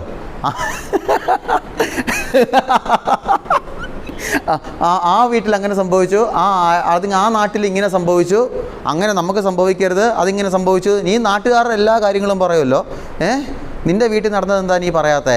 അത് പറയണം, കാരണം അത് എൻ്റെ മക്കൾക്ക് ഒരു മാറ്റം കൊടുക്കും, പറയണമെന്ന് പറഞ്ഞു. അതുകൊണ്ട് അല്ലെങ്കിൽ ഞാൻ പറയത്തില്ലായിരുന്നു. തമ്പുരാൻ പറഞ്ഞാൽ എനിക്ക് കേൾക്കാതിരിക്കാൻ പറ്റില്ല. മനസ്സിലായോ? പ്രിയമുള്ളവരെ, എൻ്റെ അനുഭവത്തിൽ ഞാൻ പറയട്ടെ. അതായത് ഞാൻ സെമിനാരി പഠിക്കുന്ന സമയത്ത് 4-ാം വർഷം 4-ാം വർഷമെത്തി. അപ്പോൾ ഞങ്ങളുടെയൊക്കെ നല്ല നടപ്പുണ്ട്, നല്ല ജീവിതം കണ്ടുകൊണ്ട് റെക്ടറേഷൻ പറഞ്ഞു പോയി വല്ല ധ്യാനം കൂടിയിട്ട് വരാൻ പറഞ്ഞു. അങ്ങനെ ഞങ്ങൾ ബാച്ചുകാരെ മൊത്തത്തിൽ അട്ടപ്പാടി സെഹിയോ നമ്മുടെ സേവ്യർക്കം വട്ടാലച്ചൻ്റെ അവിടുത്തെ ധ്യാനകേന്ദ്രത്തിൽ ഞങ്ങളെ വിട്ടു, അട്ടപ്പാടിയിൽ. അങ്ങനെ ധ്യാനകേന്ദ്രത്തിൽ ഞങ്ങൾ ബാച്ചുകാരെല്ലാവരും ഇങ്ങനെ ധ്യാനിക്കുന്ന സമയത്ത് ധ്യാനിച്ചു. കുമ്പസാരം കഴിഞ്ഞു. അത് കഴിഞ്ഞ് കൗൺസിലിംഗ് ഉണ്ടല്ലോ, സാധാരണ നമുക്കറിയാം കൗൺസിലിംഗ്. അപ്പം കൗൺസിലിംഗ് എന്നെ ഒരു സിസ്റ്ററാണ് കൗൺസിൽ ചെയ്തത്. അപ്പോൾ സിസ്റ്റർ എൻ്റെ മുമ്പിൽ ഇരുന്നു. ഇപ്പം സിസ്റ്ററിൻ്റെ മുമ്പിൽ ഞാൻ ഇരുന്നു. സിസ്റ്റർ എനിക്ക് വേണ്ടി പ്രാർത്ഥിച്ചു സ്തുതിച്ചു. പ്രാർത്ഥിച്ചിട്ട് എൻ്റെ അടുത്ത് പറഞ്ഞു, ബ്രദറിൻ്റെ വീട്ടിൽ ഒരു ആത്മഹത്യ നടന്നതായിട്ട് ഈശോ എന്നെ കാണിക്കുന്നു. അപ്പം ഞാൻ അന്തം വിട്ടുപോയി. കാരണം ഞാനങ്ങനെ കേട്ടിട്ട് പോലുമില്ല. ആത്മഹത്യ എന്നല്ല, ആത്മഹത്യ കേട്ടിട്ടുണ്ട്, പക്ഷേ എൻ്റെ വീട്ടിൽ അങ്ങനെ നടന്നതായിട്ട് എനിക്കറിയത്തില്ല. ഞാൻ പറഞ്ഞു അങ്ങനെ സംഭവിച്ചിട്ടില്ല. ഉടനെ സിസ്റ്റർ വീണ്ടും പ്രാർത്ഥിച്ചിട്ട് പറഞ്ഞു, അല്ല ബ്രദറെ, ഈശോ ഉറപ്പായിട്ടും പറയുന്നു അത് സംഭവിച്ചതാണ്, ആത്മഹത്യ നടന്നു എന്ന് ഈശോ പറഞ്ഞു തരുന്നുണ്ട്. ആ ആത്മഹത്യ ചെയ്ത വ്യക്തിയുടെ ഒരു സാന്നിധ്യം എന്ന് പറഞ്ഞാൽ ആ വ്യക്തി ആത്മഹത്യ ചെയ്തുകൊണ്ട് പിശാചിൻ്റെ ഒരു സാന്നിധ്യം ബ്രദറിൻ്റെ വീട്ടിലുണ്ട്. ഉണ്ട്. അത് ബ്രദർ നിങ്ങൾ നല്ലവണ്ണം പ്രാർത്ഥിക്കണം, വിശ്വാസപ്രമാണം ചൊല്ലി പ്രാർത്ഥിക്കണം എന്നൊക്കെ പറഞ്ഞു. അപ്പോൾ ഞാൻ പറഞ്ഞു, എൻ്റെ സിസ്റ്ററെ അങ്ങനെ സംഭവിച്ചിട്ടില്ല. കാരണം നമുക്കറിയാലോ, ഞാൻ പിടിച്ച മുയലിന് 25 കൊമ്പെന്നാണ് നമ്മുടെ കണക്ക് ഇല്ലേ?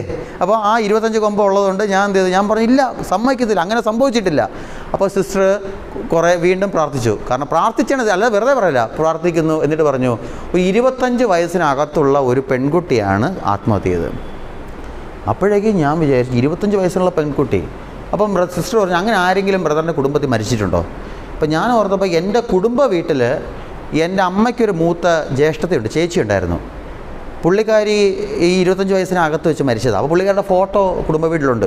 അപ്പോൾ അന്നൊക്കെ ഞങ്ങളെ ഇങ്ങനെ കാണിച്ചപ്പോൾ എല്ലാവരും പറഞ്ഞത്, ഞങ്ങൾക്കൊന്നും ഓർമ്മയില്ലല്ലോ, പണ്ട് നടന്ന സംഭവമല്ലേ, പറഞ്ഞു ഇത് മഞ്ഞപ്പിത്തം വന്ന് രോഗം വന്ന് മരിച്ചതാ എന്നൊക്കെ പറഞ്ഞു. അപ്പം അങ്ങനെയൊക്കെ ഞങ്ങളെ പറഞ്ഞ് പഠിപ്പിച്ചു തരുന്നത്. അപ്പം ഞാൻ പറഞ്ഞു ഇല്ല, പക്ഷേ മരിച്ചിട്ടുണ്ട്. എൻ്റെ അമ്മയ്ക്കൊരു ചേച്ചി ഉണ്ടായിരുന്നു. ചേച്ചി ഏകദേശം 25 വയസ്സിന് താഴെയാണ്, എനിക്ക് പ്രായം ഓർമ്മയില്ല, പക്ഷേ അതിനകത്താണ് പ്രായം വന്നാൽ മരിച്ചത്, രോഗം വന്നാൽ മരിച്ചത്. ഉടനെ സിസ്റ്റർ പറഞ്ഞു, അല്ല ബ്രദറെ, ഈശോ പറഞ്ഞു ആ വ്യക്തി ആത്മഹത്യ ചെയ്തതാണ്. ബ്രദറിന് സംശയം ഉണ്ടെങ്കിൽ ധ്യാനം കഴിഞ്ഞ് വീട്ടിൽ പോയി ചോദിക്കാൻ പറഞ്ഞു. ഈശോ ഇത് കൃത്യമായിട്ട് പറയുന്നെന്ന് പറഞ്ഞു. പരിശുദ്ധാത്മാവിലൂടെ ഈശോ എന്നോട് പറയുന്നെന്ന് പറഞ്ഞു, സിസ്റ്റർ പറഞ്ഞു. അപ്പം ഞാൻ എന്ത് ചെയ്തു, ഞാൻ മനസ്സോടെ ഇറങ്ങിപ്പോയി. കാരണം ഇതിങ്ങനെ കിടക്കുവാണല്ലോ. ഞാൻ എന്നിട്ട് ധ്യാനം കഴിഞ്ഞ് റെക്ടറസിനോട് പെർമിഷൻ ചോദിച്ച് ഞാൻ നേരെ പോയത് വീട്ടിൽ ചെന്ന് ഞാൻ നേരെ എൻ്റെ അമ്മയുടെ അമ്മച്ചിയോടും ചോദിച്ചു, അമ്മച്ചിയെ ഈ ആൻറ്റി എങ്ങനെ മരിച്ചേ? അന്നേരം അമ്മച്ചി പറഞ്ഞിടാ അസുഖം വന്നാ. അപ്പം ഞാൻ പറഞ്ഞ്, പക്ഷേ ഞാൻ ധ്യാനകേന്ദ്രത്തിൽ ധ്യാനിക്കാൻ പോയ സമയത്ത് എന്നെ കൗൺസിൽ ചെയ്ത സിസ്റ്റർ പ്രാർത്ഥിച്ചിട്ട് പറഞ്ഞത്, എൻ്റെ വീട്ടിൽ ബ്രദറിൻ്റെ വീട്ടിലൊരു 25 വയസ്സിനകത്തുള്ള ഒരു പെൺകുട്ടി ആത്മഹത്യ ചെയ്തു എന്നാണല്ലോ സിസ്റ്റർ പറഞ്ഞത്, എന്തെങ്കിലും സത്യമുണ്ടോ? ഉടനെ എൻ്റെ അമ്മച്ചി പിന്നെ വേറെ നിവൃത്തിയില്ല. അമ്മച്ചി പറഞ്ഞു, എടാ നിങ്ങൾ പേടിക്കാതിരിക്കാൻ വേണ്ടി, ആരോടും വേറെ പറയാതിരിക്കാൻ വേണ്ടിയാണ് അങ്ങനെ പറഞ്ഞത്. ഇത് ആത്മഹത്യ ചെയ്തതാണ് പുള്ളിക്കാരി. ഹല്ലേലൂയ, ആത്മഹത്യ ചെയ്തത്. എന്നെ അത്ഭുതപ്പെടുത്തി എന്തെന്നറിയാമോ ഞാനിത് കേട്ടിട്ട്? എൻ്റെ വീട് കൊല്ലം ജില്ലയിലെ അഞ്ചൽ മണ്ണൂരാണ് എൻ്റെ വീട്. കൊല്ലവും കഴിഞ്ഞ് പത്തനംതിട്ടയും കഴിഞ്ഞ് ആലപ്പുഴയും എറണാകുളവും തൃശ്ശൂരും കഴിഞ്ഞ് പാലക്കാട് കിടക്കുന്ന ഒരു സിസ്റ്റർ കൊല്ലത്ത് കിടക്കുന്ന എൻ്റെ വീട്ടിൽ നടന്ന ഒരു സംഭവം അറിയണമെങ്കിൽ മക്കളെ എങ്ങനെ അറിഞ്ഞേ? പരിശുദ്ധാത്മാവ് ഉണ്ടെന്ന് തന്നെയാണ്. ഞാനിത് പറയുന്നില്ല എന്ന് വിചാരിച്ചിരുന്നത്, പക്ഷേ ഈശോ എന്നോട് പറഞ്ഞു ഇത് പറയണം, ഇത് നീ പറയണം, കാരണം ഇത് എൻ്റെ മക്കൾക്കൊരു മാറ്റം കൊടുക്കും. പരിശുദ്ധാത്മാവ് ഉണ്ട് എന്ന് എൻ്റെ മക്കൾ തിരിച്ചറിയും. നീ ഇതിൻ്റെ അനുഭവം പറയാൻ പറഞ്ഞു.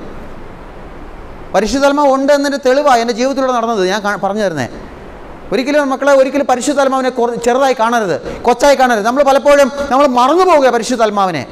നമ്മൾ പ്രാർത്ഥിക്കുമ്പോൾ തന്നെ പിതാവായ ദൈവത്തോട് നമ്മൾ പ്രാർത്ഥിക്കും, പുത്രനായ യേശുവിനോട് നമ്മൾ പ്രാർത്ഥിക്കും. പക്ഷേ പലപ്പോഴും നമ്മൾ മറന്നു പോകുന്ന ഒരു ദൈവമുണ്ട്, അത് പരിശുദ്ധാത്മാവായ ദൈവമാണ്. പിതാവായ ദൈവം സൃഷ്ടാവാണ്, പുത്രനായ ദൈവം പരിപാലകനാണ്, പരിശുദ്ധാത്മാവ് ദൈവമാണ് ശക്തിപ്പെടുത്തുന്നത്. ഹല്ലേലൂയ, മനസ്സിലാവുന്നുണ്ടോ? പരിശുദ്ധാത്മാവ് ദൈവത്തെ പലപ്പോഴും നമ്മൾ മറന്നു പോവുകയാണ്. മറക്കേണ്ട ഒരു ദൈവമല്ല പരിശുദ്ധാത്മാവ്. പരിശുദ്ധാത്മാവിനോട് നമ്മൾ പ്രാർത്ഥിക്കണം. നമ്മുടെ ജീവിതത്തിൽ, നമ്മുടെ ഏത് നാഴികയിലും, നമ്മൾ എന്ത് ചെയ്യുമ്പോഴും, ഇനി വൈദികനായി ഞാനൊരു കുർബാന അർപ്പിക്കാൻ ആൾക്കാരെ കയറുന്നതിന് മുമ്പും വചന ശുശ്രൂഷയ്ക്ക് മുമ്പും ഒരു കുംഭസാരം നടത്തുകയാണെങ്കിൽ, എന്ത് കൂതാശയാണെങ്കിലും വൈദികനായി ഞാൻ പരിശുദ്ധാത്മാവിൻ്റെ സഹായം തേടണം. എൻ്റെ മുമ്പിലിരിക്കുന്ന കുടുംബജീവിതം നയിക്കുന്ന നിങ്ങൾ ഓരോരുത്തരും, നിങ്ങൾ എല്ലാ ദിവസവും രാവിലെ എഴുന്നേറ്റ് പരിശുദ്ധാത്മാവിൻ്റെ സഹായം ചോദിക്കണം. പരിശുദ്ധാത്മാവേ, നിന്റെ സ്വരം ശ്രവിച്ചുകൊണ്ട് ഇന്നത്തെ ദിവസം എന്നെ പാപത്തിൽ വീഴാതെ സംരക്ഷിക്കണമേ എന്ന് നിങ്ങൾ പ്രാർത്ഥിക്കണം. അങ്ങനെ നിങ്ങൾ പ്രാർത്ഥിച്ച് പരിശുദ്ധാത്മാവിന്റെ സഹായം ചോദിക്കുക. ആത്മാവ് ഉറപ്പായിട്ടും നിങ്ങളെ സഹായിക്കും. നമ്മൾ മറന്നു പോകേണ്ട ഒരു ദൈവമല്ല മക്കളെ പരിശുദ്ധാത്മാവ്. പരിശുദ്ധാത്മാവിനെ നമ്മൾ ഒരിക്കലും മറക്കരുത്. ഒരു വ്യക്തിയിൽ പരിശുദ്ധാത്മാവ് വന്നാൽ ആ വ്യക്തിയിൽ സംഭവിക്കുന്ന മാറ്റം എന്താണെന്നറിയാമോ? ഒരു വ്യക്തിയിൽ പരിശുദ്ധാത്മാവ് വന്നാൽ ആ വ്യക്തിക്കുണ്ടാകുന്ന മാറ്റം എന്തായിരിക്കും? എന്താ ഒരു വ്യക്തിയിൽ പരിശുദ്ധാത്മാവ് വന്നാൽ അവനിലുണ്ടാകുന്ന മാറ്റം, അവന് പിന്നെ എപ്പോഴും ദൈവവിചാരമാണ്. അവൻ കർത്താവിനെ മാത്രമേ കാണൂ. ഞാൻ അതാണല്ലോ സിസ്റ്ററിൻ്റെ ജീവിതം പറഞ്ഞില്ലേ, എന്നെ കൗൺസിൽ ചെയ്ത സിസ്റ്ററിൻ്റെ ഉള്ളിൽ പരിശുദ്ധാത്മാവ് വന്നപ്പോൾ ഉണ്ടായിരുന്നത് കൊണ്ട്, ജ്വലിച്ചിരുന്നത് കൊണ്ട് സിസ്റ്റർ പ്രാർത്ഥിക്കുമ്പോൾ ആരെയാണ് കണ്ടത്? ഈശോയെ കാണുന്നത്. ആരെയാണ് കേൾക്കുന്നത്? ഈശോ പറയുന്നത് കേൾക്കുന്നത് ഇല്ലേ? അതുകൊണ്ടല്ലേ ഞാൻ പറഞ്ഞില്ലേ, എൻ്റെ വീട്ടിൽ നടന്ന ഒരു സംഭവം പണ്ടെപ്പോഴോ നടന്നത്, എനിക്ക് പോലും ഓർമ്മയില്ലാതിരുന്ന സമയത്ത് നടന്ന ഒരു സംഭവം പാലക്കാട് കിടന്ന ഒരു സിസ്റ്റർ അറിയണമെങ്കിൽ അതെങ്ങനെ അറിയുന്നേ? എൻ്റെ വീടും ആ പാലക്കാടുള്ള സിസ്റ്റർ തമ്മിൽ ഒരു ബന്ധവുമില്ല, ഒരടുപ്പമില്ല. പരിശുദ്ധാത്മാവുണ്ട്. അങ്ങനെ പരിശുദ്ധാത്മാവ് ഒരു വ്യക്തിയിൽ വന്നു കഴിഞ്ഞാൽ അവൻ കർത്താവിനെ കാണൂ, ഈശോയെ തന്നെ കാണുകയുള്ളൂ, വേറെ ആരെയും കാണില്ല. അപ്പോസ്തല പ്രവർത്തനം 7:55 ഒന്നെടുക്കാമോ? അപ്പോസ്തല പ്രവർത്തനം 7:55. അവിടെ സ്തേഫാനോസിനെ വധിക്കുന്ന ഒരു സംഭവമാണ്, ഒന്ന് വായിക്കാമോ?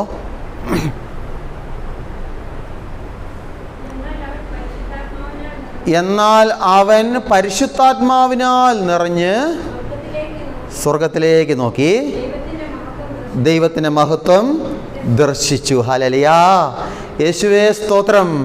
മക്കളെ, സ്തേഫാനോസ് ആ സംഭവം എന്താ? സ്തേഫാനോസിനെ വധിക്കുന്ന സംഭവം അല്ലേ? വധിക്കുന്ന രംഗമാണ്. അപ്പോൾ സ്തേഫാനോസിനെ വധിക്കുന്ന സമയത്ത് വചനം പറയുകയാണ്, അവൻ പരിശുദ്ധാത്മാവിനാൽ നിറഞ്ഞു. അപ്പോൾ എന്ത് ചെയ്തു? അവൻ നേരെ സ്വർഗത്തിലേക്ക് നോക്കി ദൈവത്തിൻ്റെ വലതുഭാഗത്ത് മഹത്വത്തോടെ ഇരിക്കുന്ന കർത്താവിനെ അവൻ കണ്ടു. പരിശുദ്ധാത്മാവ് ഒരു വ്യക്തിയിൽ നിറഞ്ഞു കഴിഞ്ഞാൽ പിന്നെ അവൻ കാണുന്നത് കർത്താവിനെയാണ്. അവനൊരിക്കലും അവനിലേക്ക് നോക്കില്ല, അവനൊരിക്കലും പാപത്തിൻ്റെ വഴിയിലേക്ക് പോകില്ല, അവനൊരിക്കലും പ്രാർത്ഥനയില്ലാതെ ജീവിക്കില്ല, അവനൊരിക്കലും കുർബാന ഒഴിവാക്കി ജീവിക്കില്ല. അവൻ എപ്പോഴും കാണുന്നത് കർത്താവിനെയാണ്, അവൻ കേൾക്കുന്നത് ദൈവത്തിന്റെ സ്വരമാ. പരിശുദ്ധാത്മാവ് ഒരു വ്യക്തിയിൽ വന്നു കഴിഞ്ഞാൽ അവൻ എപ്പോഴും ദൈവത്തെ പറ്റി മാത്രമേ പറയൂ, ദൈവവിചാരത്തോടെ ജീവിക്കൂ. ആത്മാവ് ഒരു വ്യക്തിയിൽ വന്നു കഴിഞ്ഞാൽ, സ്തേഫാനോസിന്റെ ജീവിതത്തിൽ അതാ സംഭവിച്ചത്. സ്തേഫാനോസ് അവനെ വധിക്കുന്ന സമയത്ത് അവൻ ആദ്യം കൊല്ലാൻ ജനക്കൂട്ടം യഹൂദർ അവനെ കല്ലെറിയുമ്പോൾ ആദ്യമൊക്കെ അവൻ ജനത്തെ കണ്ടുകൊണ്ടിരുന്നത്, അവന് നേരെ വരുന്ന കല്ലുകളെ കണ്ടുകൊണ്ടിരുന്നത്. എന്നാൽ ഒരിക്കൽ അവൻ പരിശുദ്ധാത്മാവ് നിറഞ്ഞപ്പോൾ പിന്നെ അവൻ നോക്കുന്നത് സ്വർഗത്തെ. അവനൊരിക്കലും അവനെതിരെ വരുന്ന ജനത്തെ അല്ല, അവനെതിരെ വരുന്ന കല്ലുകളെ അല്ല പിന്നെ അവൻ കണ്ടത്, അവൻ കാണുന്നത് സ്വർഗത്തെയാ. ഈശോയെ അവൻ കണ്ടത്, ഈശോയെ കണ്ടു. എന്ത് ഈശോയാ? മഹത്വത്തോടെ നിൽക്കുന്ന ഒരു കർത്താവിനെ. ഹല്ലേലൂയ. മക്കളെ, പരിശുദ്ധാത്മാവ് ഒരു വ്യക്തി വന്നു കഴിഞ്ഞാൽ പിന്നെ അവൻ വെറും കർത്താവിനെ അല്ല, മഹത്വത്തോടെ രാജാവായി നിൽക്കുന്ന ഒരു ദൈവത്തെ കാണും. ഈ വെട്ടുകാട് പള്ളി പോയവർക്കറിയാം, വെട്ടുകാട് പള്ളി പോയിട്ടുണ്ടെന്ന് അറിയാം. വെട്ടുകാട് പള്ളിയുടെ മുമ്പിൽ ഒരു കിരീടമൊക്കെ വെച്ച ഒരു ഈശോയുടെ ഒരു വലിയൊരു സ്റ്റാച്ചു ഉണ്ട് ഇല്ലേ, രാജാവായ ഈശോ. പോയവർക്കറിയാം, ഒരുപാട് പേര് ആ സ്റ്റാച്ചുവിന് മുമ്പിൽ, കാരണം ഒരുപാട് അത്ഭുതങ്ങൾ അവിടെ വന്ന് പ്രാർത്ഥിച്ചതിൻ്റെ ഫലമായി കിട്ടുന്നുണ്ട് ഇല്ലേ. അങ്ങനെ രാജാവായി നിറഞ്ഞു നിൽക്കുന്ന ഒരു കർത്താവിനെ ക്രിസ്ത്യാനി നീ കാണണോ? നീ കാണണമെങ്കിൽ നീ മുട്ടുകുത്തേ നിന്ന് പരിശുദ്ധാത്മാവേ എൻ്റെ മേൽ നിറയണമെന്ന് നീ പ്രാർത്ഥിക്കേ. വേറെ ഒരു വഴിയില്ല. വേറെ അല്ലാതെ കുറേ കോലാഹലം നടത്തിയെന്ന് പറഞ്ഞോ കുറേ ഓടിയെന്ന് പറഞ്ഞോ ഒന്നും കിട്ടാൻ പോകുന്നില്ല. ഇത് കാശ് കൊടുത്താൽ കിട്ടുന്നതല്ല. അങ്ങനെയെങ്കിലും ചെയ്യായിരുന്നു. ഈ പരിശുദ്ധാത്മാവേ ഈ കാശ് കൊടുത്താൽ കിട്ടുന്നതായിരുന്നെങ്കിൽ മനസ്സിലായി. അങ്ങനെ ഒരു സംഭവമുണ്ട് ബൈബിളിൽ ഒരു സംഭവമുണ്ട്. ഈ പൈസ കൊടുത്ത് ആത്മാവിനെ വാങ്ങിക്കാൻ വേണ്ടി നോക്കിയ ഒരു സംഭവം ബൈബിളിലുണ്ട്. അപ്പോസ്തല പ്രവർത്തനം 3:19 മനസ്സിലായോ? അപ്പോസ്തല പ്രവർത്തനം 3:19 പത്രോസ് ഇങ്ങനെ രോഗികളെ കണ്ട് കൈവെക്കുമ്പോൾ അവർ സൗഖ്യം കിട്ടുന്നു, പ്രാർത്ഥിക്കുമ്പോൾ എല്ലാവരും അഭിഷേകം നിറയുന്നു. ഇതെല്ലാം കണ്ടപ്പോൾ ശിമോൻ എന്ന് പറയുന്ന ഒരു വ്യക്തി അവൻ എന്ത് ചെയ്തു? അവന് സംഭവം പരിപാടി കൊള്ളാലോ, എന്നെപ്പോലെ ആഗ്രഹിച്ചു. കാരണം ഞാനും പറഞ്ഞില്ലേ, എൻ്റെ കാര്യം പറഞ്ഞില്ലയോ, ഇതൊക്കെ കണ്ടപ്പോൾ ഞാനും ചിന്തിച്ചു സംഭവം കൊള്ളാലോ ഇല്ലേ. ഞാൻ കൈവെക്കുമ്പോൾ ആൾക്കാർ വീഴുന്നു, അപ്പോൾ അൽഫോൺസ് അച്ഛൻ സൂപ്പറാന്ന് പറയുന്നു, ഞാൻ വളരുന്നു വലുതാവുന്നു ഇല്ലേ. അപ്പോൾ ഇത് ഇല്ലേ, ഞാനും ആഗ്രഹിച്ചു കാശ് കൊടുത്ത് ആദ്യം ആത്മാവിന് വാങ്ങിക്കുന്നത്, കിട്ടിയില്ല ഇല്ലേ. അതേപോലെ ഈ വ്യക്തി കാശ് കൊടുത്തു, പത്രോസിന് കാശ് കൊടുത്തു, വെള്ളി നാണയം കൊടുത്തിട്ട് പറഞ്ഞു, എടാ ഈ അഭിഷേകം എനിക്കും കൂടെ തരാമോ എന്ന് ഇല്ലേ. അപ്പോൾ പത്രോസ് എന്താ പറഞ്ഞേ? ഈ വെള്ളി നാണയത്തോടു കൂടെ നീ നശിച്ചു പോട്ടെ എന്ന് പറഞ്ഞു. ഹല്ലേലൂയ. മനസ്സിലായോ? അങ്ങനെ കാശ് കൊടുത്താലും നീ അഭിഷേകം കിട്ടില്ല മക്കളെ. ചുമ്മാ പോയി എന്തെങ്കിലും ചെയ്തെന്ന് പറഞ്ഞാൽ അഭിഷേകം കിട്ടത്തില്ല. ഒരു 50, അതായത് ഉള്ളിൽ ലവലേശ മനസ്താപമില്ലാതെ മാരകമായ പാപത്തിൽ നിന്നുകൊണ്ട് നീ ഒരു 500 കുർബാന കണ്ടാലും നിനക്കൊരു അഭിഷേകം കിട്ടാൻ പോകുന്നില്ല. നാട്ടുകാരോടും വീട്ടുകാരോടൊക്കെ ശത്രുതയും വെച്ച് വളർത്തിക്കൊണ്ട് നീ എത്ര കൊന്ത ചൊല്ലിയാലും നിന്റെ മേൽ ഒരു ആത്മാവിൻ്റെ അഭിഷേകം ഇറങ്ങില്ല. ആത്മാവിൻ്റെ അഭിഷേകം ഇറങ്ങണമെങ്കിൽ മക്കളെ നമ്മൾ എന്ത് ചെയ്യണം? ഒന്ന് ആഗ്രഹിച്ച് വിശുദ്ധിയിൽ ജീവിച്ച് ആഗ്രഹിച്ച് നമ്മൾ ആത്മാവിൻ്റെ അഭിഷേകം പ്രാപിക്കണം. അങ്ങനെ പ്രാപിക്കുമ്പോൾ ആത്മാവ് ലഭിച്ച ഒരു വ്യക്തി അവൻ കാണുന്നത് കർത്താവിനെയാണ്. മുമ്പിൽ വരുന്ന ഒരു പ്രശ്നത്തെയും കാണില്ല. സ്തേഫാനോസ് ആദ്യം കണ്ടത് കല്ലുകളെയാണ്, മനുഷ്യരെയാണ്. പക്ഷേ പരിശുദ്ധാത്മാവെന്ന് പറഞ്ഞപ്പോൾ അവൻ കണ്ടത് ആരെയാ? അവൻ അതൊന്നുമല്ല കണ്ടത്, പിന്നെ കർത്താവിനെ കാണുന്നത്. എന്ന കർത്താവ്? മഹത്വത്തോടെ നിൽക്കുന്ന ഒരു കർത്താവ്. കർത്താവിൻ്റെ മഹത്വം എത്രമാത്രം ഉണ്ട് കർത്താവിൻ്റെ മഹത്വത്തോടെ നിൽക്കുന്ന കർത്താവിനെയാണ് സ്തേഫാനോസ് കണ്ടത്. അങ്ങനെയാണ് ഈ കർത്താവിൻ്റെ മഹത്വം എത്രത്തോളം ഉണ്ട്? മർക്കോസ് 9:3 എടുക്കാമോ? മർക്കോസ് 9:3. മടുത്തോ? സത്യം പറ. ഒന്നും നിങ്ങൾ മിണ്ടാതിരിക്കുന്നുണ്ടോ ചോദിച്ചതാ. എനിക്ക് ഇപ്പം നിർത്താം. എനിക്ക് നിങ്ങളെ മടിപ്പിക്കുന്ന ഇഷ്ടമല്ല. മനസ്സിലായോ? മർക്കോസ് 9:3 എടുക്കാമോ? അവൻ്റെ വസ്ത്രങ്ങൾ ഭൂമിയിലെ ഏതൊരു അലക്കുകാരനും വെളുപ്പിക്കാൻ കഴിയാത്തതിനേക്കാൾ വെണ്മയുള്ളതായി, ഇല്ലേ? അപ്പം കർത്താവിൻ്റെ മഹത്വം ഏതാ? അതായത് കർത്താവ് മഹത്വപ്പെടുന്ന ഈശോയെ പറ്റി പറയുക, ഇല്ലേ? മോശയും ഏലിയാവും അവനോട് സംസാരിച്ചു കൊണ്ടിരുന്നു, ഇല്ലേ? ആ രംഗമാണ്. അപ്പം അവിടെ പറയുകയാണ് അവൻ്റെ വസ്ത്രങ്ങൾ ഭൂമിയിലെ ഏതൊരു അലക്കുകാരനും വെളുപ്പിക്കാൻ പറ്റുന്നതിനേക്കാളും അപ്പുറം, ഇല്ലേ? അവൻ്റെ വസ്ത്രം വിളങ്ങി എന്നാണ് പറഞ്ഞേ. അതാണ് കർത്താവിൻ്റെ മഹത്വം. ഇനി ഈ തിളങ്ങി അത് എത്രത്തോളം ഉണ്ട്? കർത്താവ് മഹത്വീകരിക്കപ്പെട്ട കർത്താവിൻ്റെ മഹത്വം എങ്ങനെയാണ്? അത് ഏത് അലക്കുകാരനും വെളുപ്പിക്കാൻ പറ്റാത്ത അത്രയും രീതിയിലാണ് മഹത്വീകരിക്കപ്പെട്ടത് അവൻ്റെ വസ്ത്രം, ഇല്ലേ? അവൻ മുഴുവനും. അങ്ങനെയാണെങ്കിൽ ആ മഹത്വത്തിൻ്റെ അളവ് എത്രയാ? ഒരളവുണ്ടല്ലോ, അതെത്രയാ? അതുകൊണ്ട് ബൈബിളിൽ അത് മത്തായി 17:2 എടുക്കാമോ? മത്തായി 17:2. മത്തായി 17:2.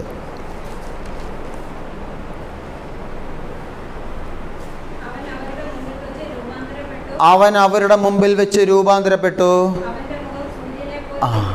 അവൻ്റെ മുഖം സൂര്യനെ പോലെ വിളങ്ങിന. മനസ്സിലായോ?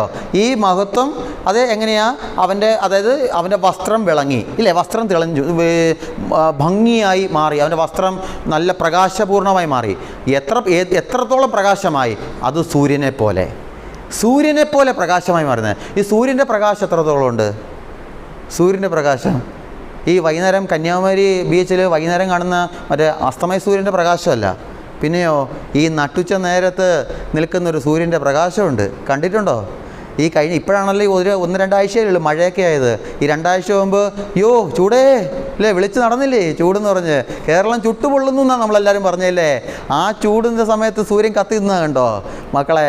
ആ തെളിച്ചത്തിൽ ആര് നിന്നു? ഈശോ നിന്നു. ഹല്ലേലൂയ. ആ തെളിച്ചത്തിൽ ഈശോ നിന്നു. അതായത് എന്നെ അത്ഭുതപ്പെടുത്തിയെന്ന് പറയും. ഞാനിത് വായിച്ചപ്പം ഞാൻ തുള്ളിച്ചാടി. ഈ ഭാഗം വായിച്ചപ്പം ഞാൻ തുള്ളിച്ചാടിയതിന് മറ്റൊന്നുമല്ല. അതായത് കർത്താവെ, നീ ഞങ്ങളോട് നീ കാണിക്കുന്ന നിൻ്റെ സ്നേഹം ഇത്രത്തോളം ഉണ്ടായിരുന്നോ ഞാൻ തിരിച്ചറിഞ്ഞതാണ്. കാരണം എന്തറിയോ? നമുക്കറിയാം സൂര്യനെ പോലെ വിളങ്ങിയ കർത്താവ് ഈ നട്ടുച്ച നേരത്ത് തിളങ്ങി അതായത് അതിൻ്റെ പ്രഭയുടെ പൂർണ്ണതയിൽ നിൽക്കുന്ന ഒരു സൂര്യനെ എനിക്ക് എൻ്റെ കണ്ണുകൊണ്ട് നോക്കാൻ പറ്റുമോ? അങ്ങനെ ഉള്ളവരുണ്ടെങ്കിൽ ആ കഴിവ് എനിക്കും കൊണ്ടൊന്ന് പറഞ്ഞു തരാൻ വേണ്ടിയാണ് ഞാൻ എനിക്ക് പറ്റത്തില്ല, ഇല്ലേ? പറ്റത്തില്ല. നമ്മൾ നോക്കാൻ പോയിട്ട് ഇല്ലേ കണ്ണിൻ്റെ കാഴ്ച പോവും, ഇല്ലേ? നമ്മുടെ നാടൻ ഭാഷ പറഞ്ഞാൽ ഫിലമെൻ്റ് അടിച്ചു പോകും കണ്ണിലെ, ഇല്ലേ? ആ തെളിച്ചത്തിൽ ആ പ്രഭയിൽ നിൽക്കുന്ന കർത്താവിനെ ആർക്ക് കാണാൻ പറ്റും? പരിശുദ്ധാത്മാവ് ഒരു വ്യക്തിയിൽ ഉണ്ടെങ്കിൽ ആ വ്യക്തിക്ക് കാണാൻ പറ്റും. എന്ത് സ്നേഹമാണ് മക്കളെ കർത്താവ് തരുന്നേ.